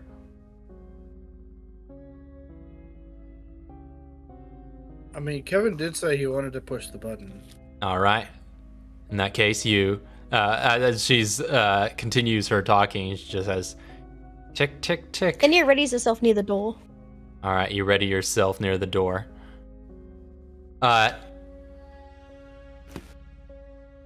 Kevin, you go ahead and push the button then. Yes. All right. Before he pushes the button, do I see any cameras around, by the way? Perception check. Okay.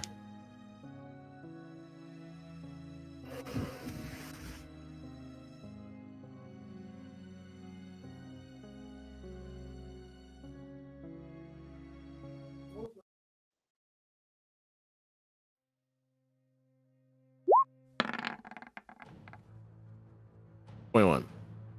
21.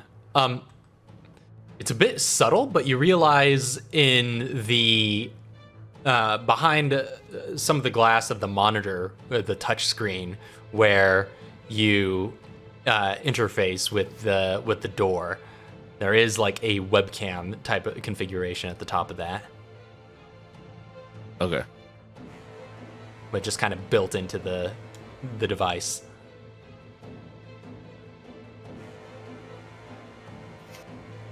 But Kevin I goes over, just wanted to know. presses that button, dink, and the mechanisms loosen the door. Air is able to circulate in here again as it swings loose, and all of a sudden, after a moment, some of that mist begins seeping through the cracks as the door is shoved the rest of the way open, and this mass begins filling the room.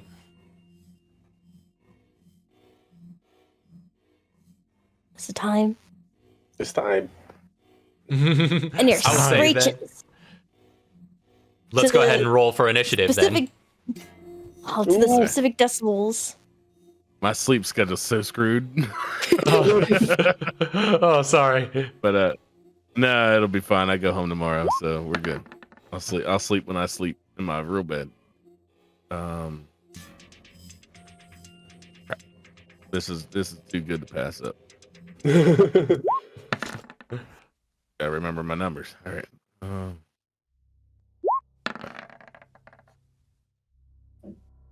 21.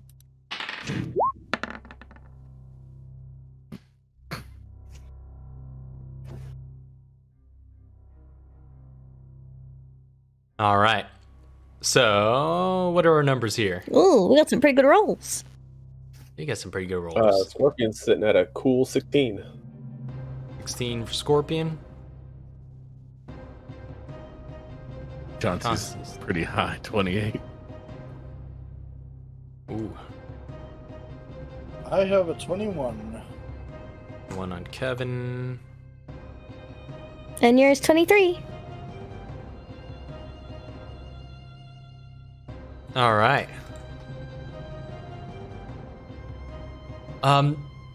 So yeah, actually, you all get to go first. Everybody is ahead of her in the initiative order. So yeah, I guess we could go in that order, pretty much any order you want. But the official initiative order would start us off with Chauncey. Yeah, can we start with the screaming? Yeah, sure. If you Just- want just to as well. switch Full in your screen. switch Just places go with Enyo. Cover your ears. I'll switch places with Enyo. I'll let her go first. All right, certainly. So Enyo. Everybody plugs their ears as Enyo. This will take an action for you to be able to do That's fine with this. me. But you route all your power and draw on the energy from the additional batteries that are currently hooked up to you, and open your mouth and let out this loud, steady frequency composed of a couple of different harmonics that were listed on that chart. And that it builds up in pitch at almost at first of, and then goes into this high-pitched squeal, almost like a loud alarm that reverberates throughout this room at incredible volume. this frequency, the amorphous cloud that's before you begins to shrink down into a humanoid form. There's still trails of mist and smoke coming off of it, but before you, you see actually somewhat familiar figure of the scientist, Dr. Annabelle Campbell, in her human form. Middle-aged woman, shoulder-length, dirty blonde hair, and a pair of round spectacles, wearing blue jeans and a white lab coat over a black tank top. And there she is with wisps of smoke coming off of her, but all of a sudden confined to this tight humanoid form as she winces in pain almost. She's just like, ugh, ugh. And Enyo, that's your action. I presume you're just staying to the back of this room. Yeah. All right, well, she is solid now. Chauncey, Kevin, Scorpion, the rest of you are up next in that order. If you want to stick to the order. Sure. But if you just want to, if you know you're just going to like attack or do something straightforward, feel free to get those rolls out of the way. Yeah, like Scorpion would be going last, but he's just gonna shoot. So Yeah. yeah, I'm he's- going to shoot that propane tank. Yeah. All right. I'll say go ahead and make a... to see how much of her is left. Right. Go ahead, attack roll against the propane. Okay. I wonder if I should headshot it. If that would do anything how do you better. headshot a propane tank? I mean, make sure it I'm sure you explodes, can. right? I mean, in this case, you're just trying to hit. So, up to you. Okay. Yeah. Just making sure. Okay. Any hit will be sure to yeah, ignite it just- with a firearm.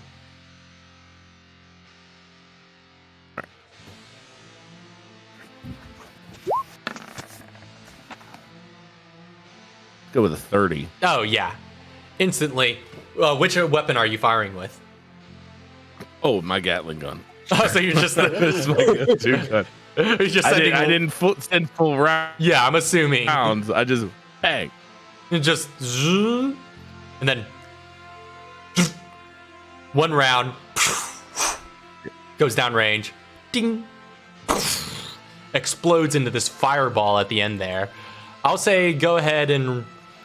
I'll give her a mobility saving throw to see what she can do about this, if anything. And I'll just, since you're not a caster or anything, I'll just assume grenade rules, and in which case the DC I think is a flat 10 if you don't have a tool save. So I'll say she halves this damage, but you go ahead and roll 8d6. 8d6. Okay.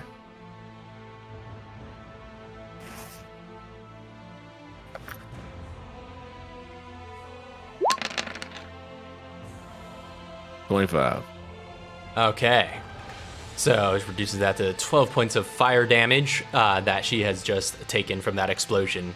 And that's your first attack. All right. So as I'm giving her the bird now, I'm gonna continue to attack.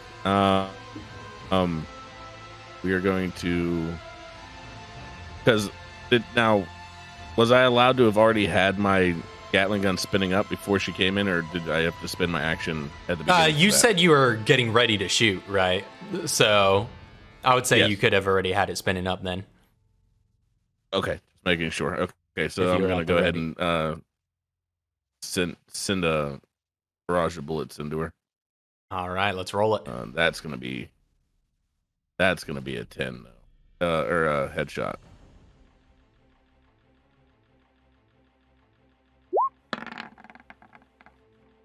Oh, and that's crit. Ooh, Oh, and that's a crit for you. crit.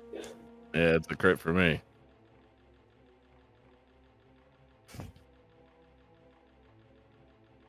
And hold on, I gotta do quick math. I'm sorry.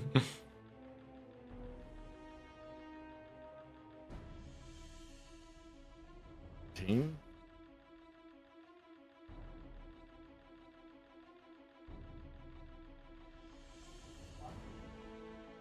Yeah. Okay. 10d6 plus 18. Ooh-wee. Oh wait, it was double. Sorry. Yeah, double Hold on, I the gotta add dice. So the roll crit. roll yeah, additional 10d6. Yeah. Yeah, I totally forgot about the whole crit part. So we are looking at a cool 100. if I'm not mistaken. Yeah, that's true. 100 Is flat. that perfect 100? Awesome.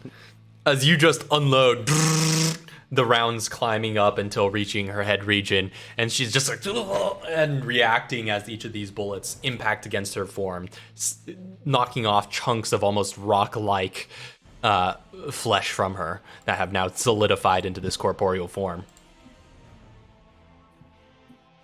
I am I'm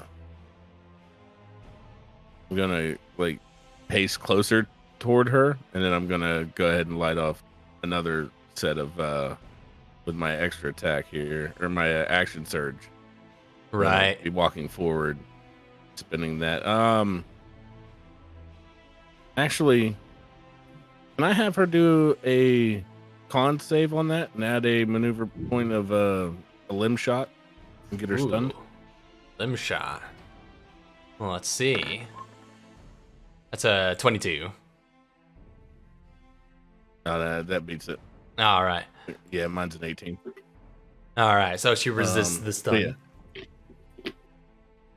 Yeah. Either way, I'm still Still walking 2 more forward, attacks. and I'm still lighting it up, Terminator style. Headshot again.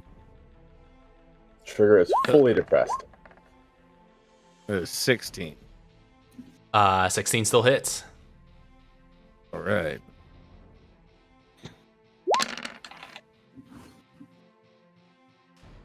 That is a 50.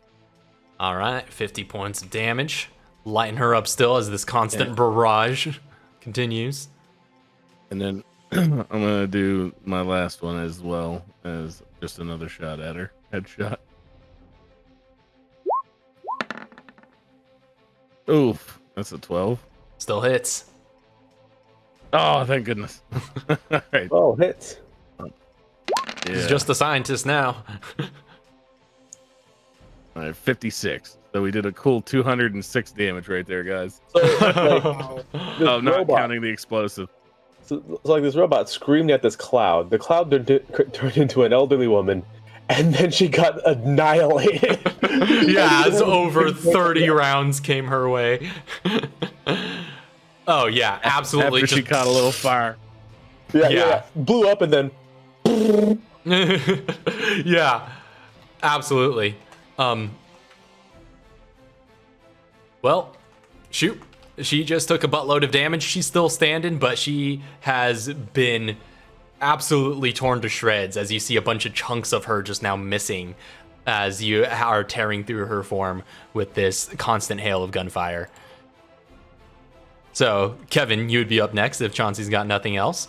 Well, actually, at the end of Chauncey's turn, if that's all you're going to be doing, Yes. she's going to use one of her legendary actions since you kind of moved in close. Everybody's kind of within range within this small space.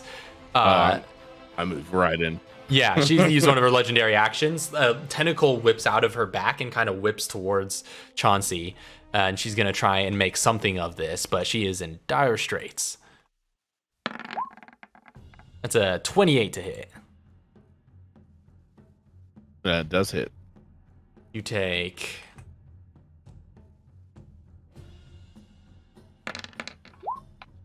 20 points of bludgeoning and necrotic damage, and you are grappled by this tentacle Okay.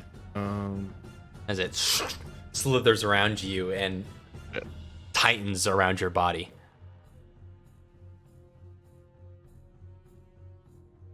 Crushing you Yeah, I beneath. don't think this armor negates the bludgeoning. So I don't think it does. All right, So, cool. Kevin, Yeah, I just wanted to make sure. I think. I'm charging the PRL. Minus 20. all right. So it's just full as this massive beam of energy fires out from it. So I think she has to make a save on that. Yeah. Hold on a second. Oh shoot, I didn't write down the save. Just let me look in my equipment.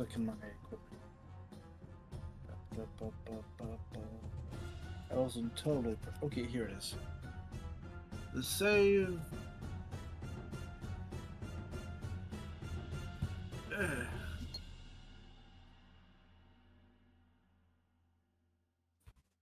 Come on now. Oh, the save. Yeah, she does roll a save. Mm-hmm. Do you know what the save is? Okay, hold on, I got it here. So it's Constitution saving throw against your tool save DC, which is... Oh, there it is. I see it now. It's 18. Well, it says 18 or tool save DC, which is 8. Well, yeah, it is 18. So. Okay, 18 either way. So that's a 10, so that fails. So she takes full damage. All right. Full beans. All right. That is pretty good. That is 10d6.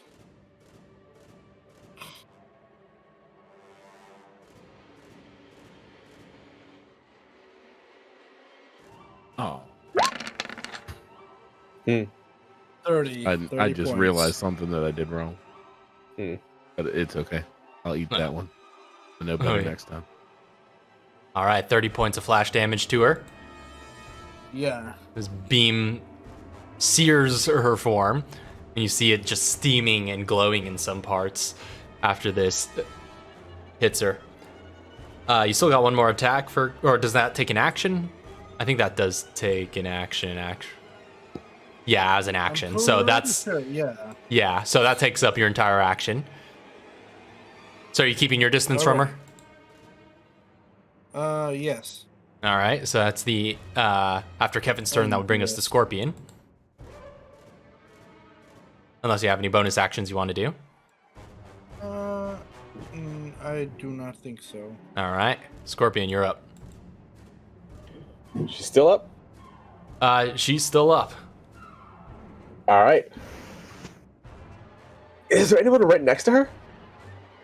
I'm How grappled close by her. is you're grappled? That is true, but it does have reach, so it depends on how close you moved up to her during your turn. If you moved up to within melee, I then would have yes. used all 30 feet if I could. Okay, yeah. So yeah, he's right next to her then. Chauncey's on her and wrapped up. Perfect. Question: when she turned back to corporeal form, did my sword drop out of her?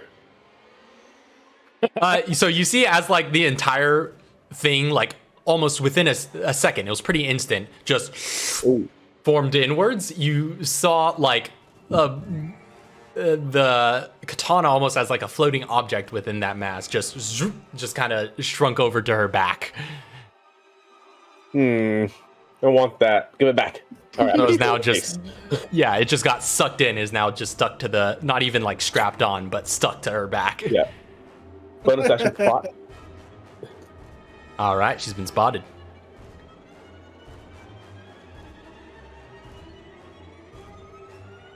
Yeah. Okay, so no advantage for any reason. I'm going to headshot. Shoot her in the face. 24 definitely hits. 24 to hit. Yeah. Just die. Die. Headshots and sneak attack because Chauncey is within 5 feet. That's right. Right? Okay. Mhm. Oh, that's why you asked. Good. Yeah. Good thing I was there. Let's go. Big dice. 61 points of piercing damage as he lines the shot up, kind of like between some of his armor bits and just like so freaking big. Also, quick point of note, because I noticed you were doing this, and I was just double checking this since I had the rulebook open. Your sneak attack should be 10d6 at this level. Oh! Here's another one. Give her another. So 65 This whole points. time you could have been killing things faster. Yeah, I think I just didn't update it on my. Yeah, from your level my- up. You leveled up on Yeah. the prologue, and I think you didn't update it after that. All right, 65 points of damage to her as a solid shot goes right through her head. And again, just sending chunks of her flying off, again, almost kind of chipping off as she's been forced into this solidity. Her head just rocks back as she screams. Still alive? Still alive. All right. That's all he can do on his turn. Very well. At the end of your turn, she's going to use another one of her legendary actions. And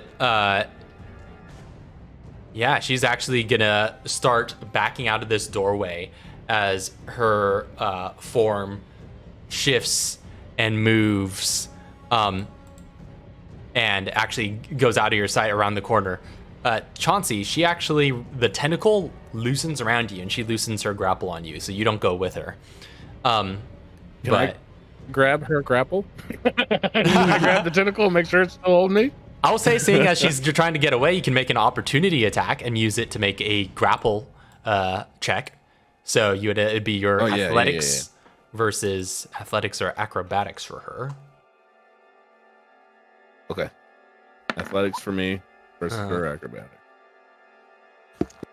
So she's going to use an athletics for this one to contest it. Oh. 26. She gets grappled. Yes, I'm going for a ride, boys. Like old times. So yeah, she loosens her tentacle from you. She tries to just back away on foot, given that's all she can do anymore. However, she doesn't get far before you grab hold of her and get her wrestle her into a grapple.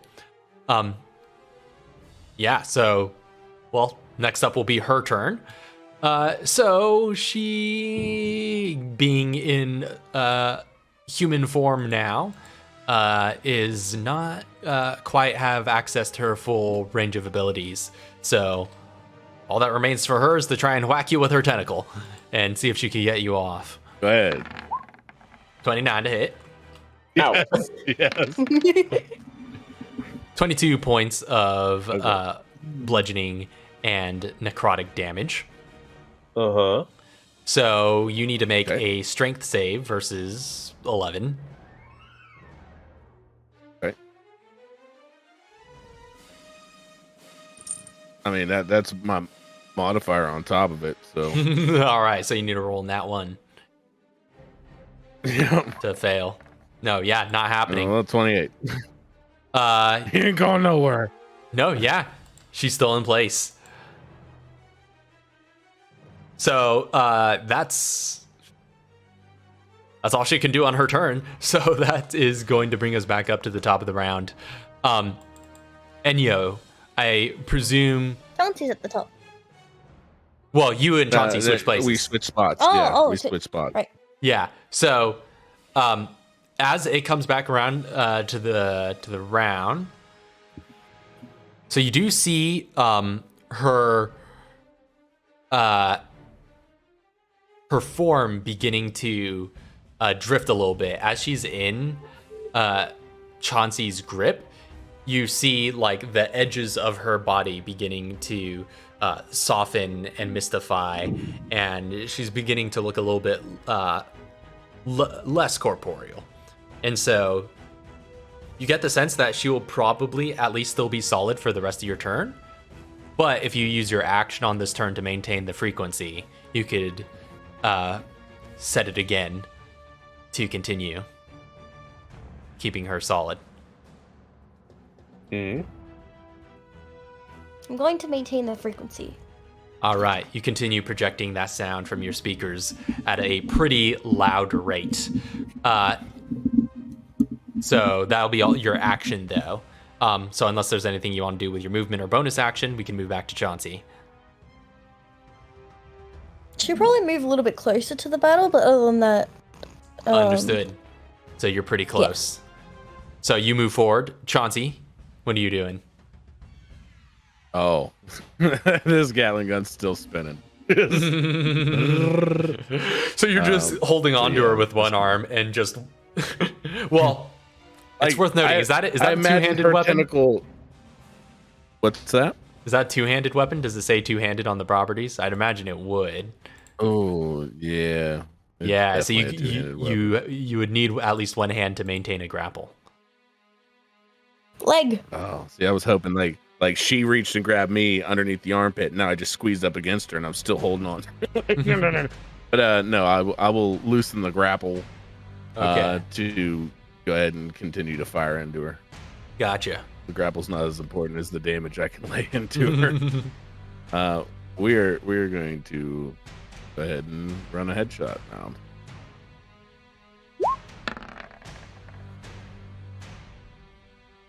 That is a 15. Still hits. Okay. That is a 52. Dang. Burning through that ammo too. I know you probably all know how much you have. Yeah. I'm whittling thin. I'm whittling thin. I have after I empty this, because it's 200 in it. Once I'm out of that, then I only have 90 in a bandolier. So Wow. But I'm getting deadly close to the end of this magazine. With that, can I also add hit stun? Okay, for sure. What does that do again?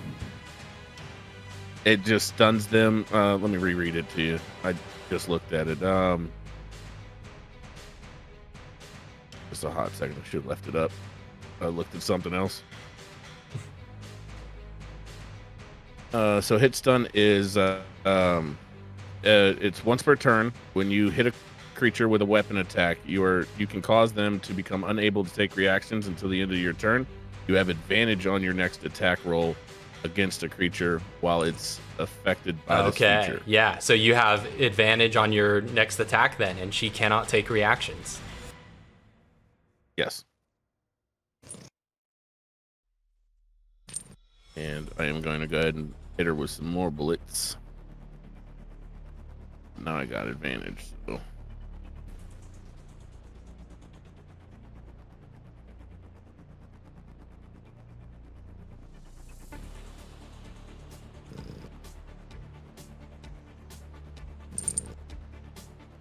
Oh,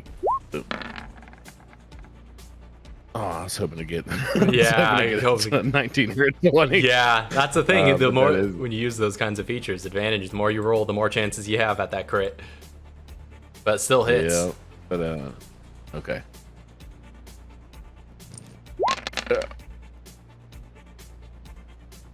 That is a 56. Okay, yeah. So you loosen your grapple and then just pull up and at point blank range unload into her body, boring a hole straight through her as you now see a literal hole cut through the center of her abdomen and just various bits of internal organs hanging out and the spinal column in the center. Ugh. But all sort of a facsimile of it, but still pretty solid. She is looking extremely rough.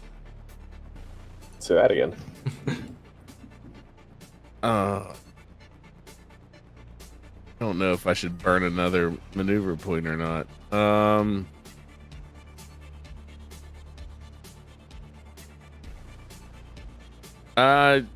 Yeah.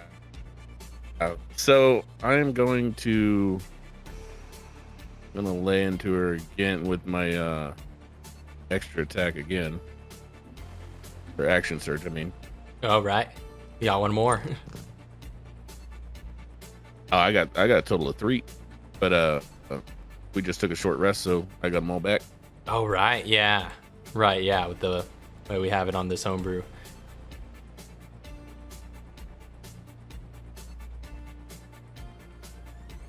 I apologize if you can hear Bean. She's purring right up against the mic. I do. I did hear a little bit. I just want to, real quick. I just want to look at one of the things for this trick shot. I was gonna. Okay, I should have used that first. Okay.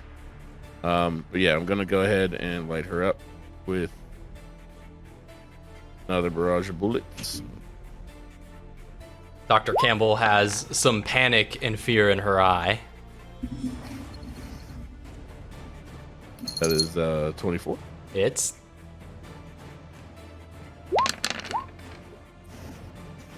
That's a lot of damage. That is 60. It's a lot. Of six. That's a lot of damage.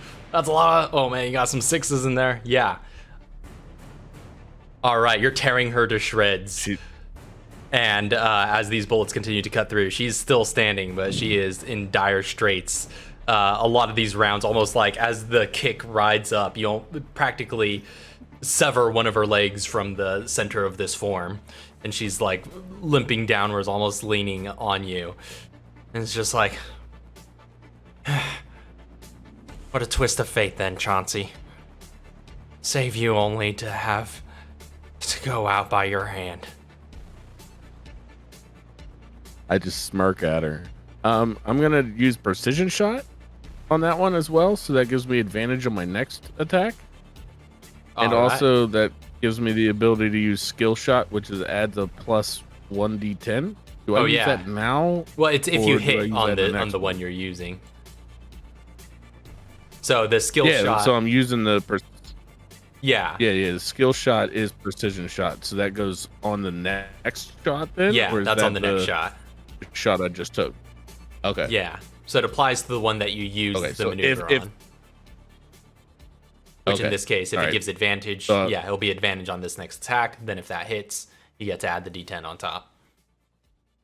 Yeah, if need be. Okay. So yeah, we're just gonna go ahead and How many Roll attacks you again. got? Jeez.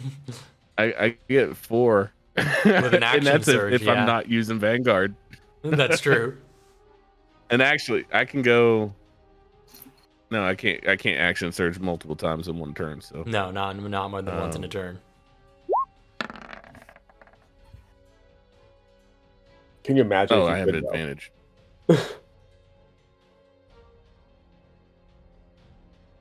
Sorry, I forgot about the advantage. Either way, hits. That was a higher one, so it's 19 to hit. Yep. This one. That's 58. And Alright. I might as well just roll the D10 in there because it's free either way.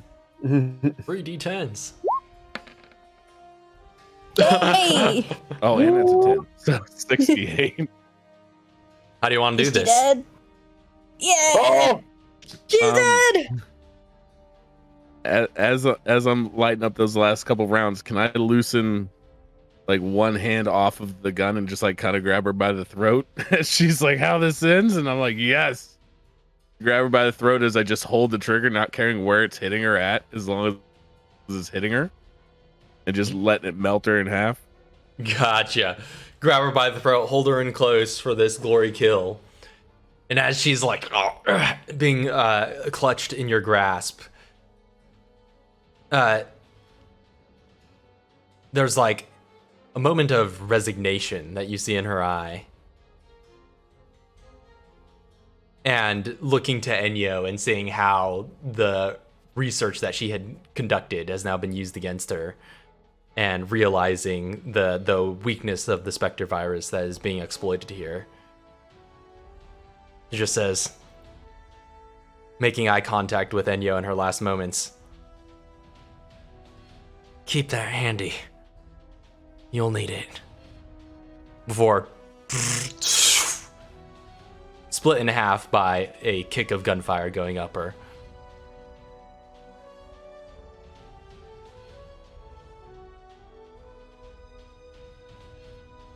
And then you're And still Gordon falls to the screeching. ground. Sorry, what Hey, was do that? we get cut?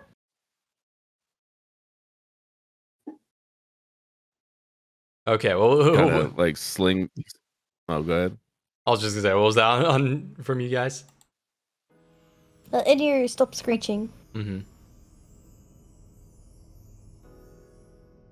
Scorpion say something too. And, No, just like, and his sword Yeah. falls to the ground. Oh yeah, and your katana just cling, cling, cling, where she once stood. Yeah. A pile of ashes.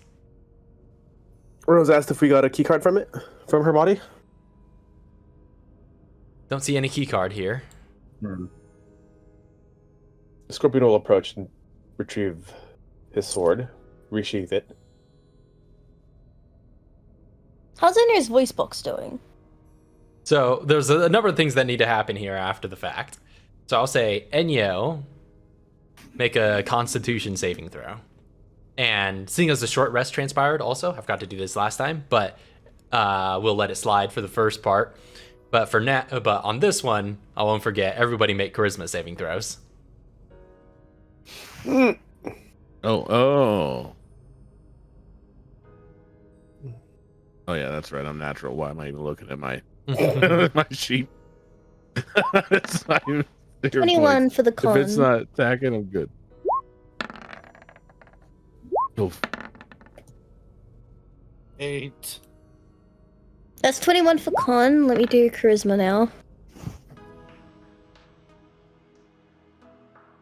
That'd be good for nat 20. Nat 20. Oh, 19. Ooh. Hey. Oh, Nice. I think I passed. Oh, yeah. I hope you passed. So- You think? Kevin gains 1 Yeah. point of madness. Oh boy. Just Kevin? Just Kevin. What? Dang it! I kind of wanted the madness point. Can I just accept the madness point? Well, this is all going I'm on kind of actually under your being- nose, so I would say in this case, it's not the kind of saving throw that you can willingly fail. There definitely are some, but this one is completely subconscious. Okay.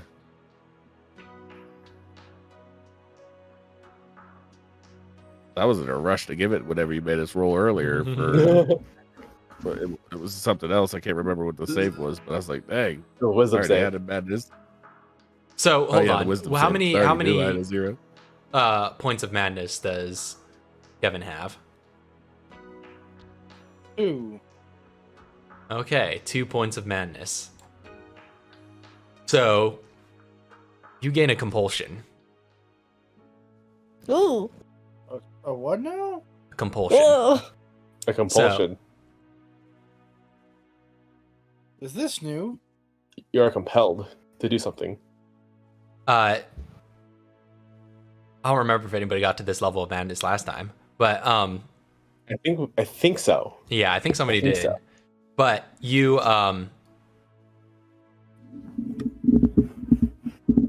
let's see. Kevin's more of a man of action than of words. So, what kind of objects or items does he have on him? I mean, he has his PRL, he has his Rhino, he has smoke bombs, Molotovs. I mean, anything more mundane? Like any personal inventory items? He has his chemistry set, his tinker tool set, and an attaché case. Does he have like a necklace? A picture in his He works- pocket. A wallet? Like Yeah. does he carry a wallet on him? you said you said he wears a He's cross. got a cross. Yeah, he wears a cross. Okay. So you kind of clutch at the cross necklace around your neck, and you just feel the need to continuously fidget with it. Well, given the circumstances, I wouldn't blame him. Yes. But even when you're not thinking of it, you find yourself having to do that. I see. Alright, I'll keep that in mind. Hmm. Enyo, with your con save, your voice box actually seems to be in decent condition. Your diagnostics report Oh, nice. functioning normally Sweet. Cool. For now. for now. For now, it works. You definitely look a bit of a mess. You'll probably have to clean yourself up a bit, maybe find some way to strap all this stuff to you if you want to keep it Put it on in you the to have that option available. Yeah, maybe sling it around the back. Yeah. But Dr. Campbell has fallen. 2 down. 2 to go. You have the rest of this facility to explore. But for now, that's going to be where we wind this session to its close. Yeah. So, thank you all very much for watching. Until next time, we'll see you all later. Peace. Squared. Have a good night. God bless. Good night, sweet dreams. All the good things. Bye.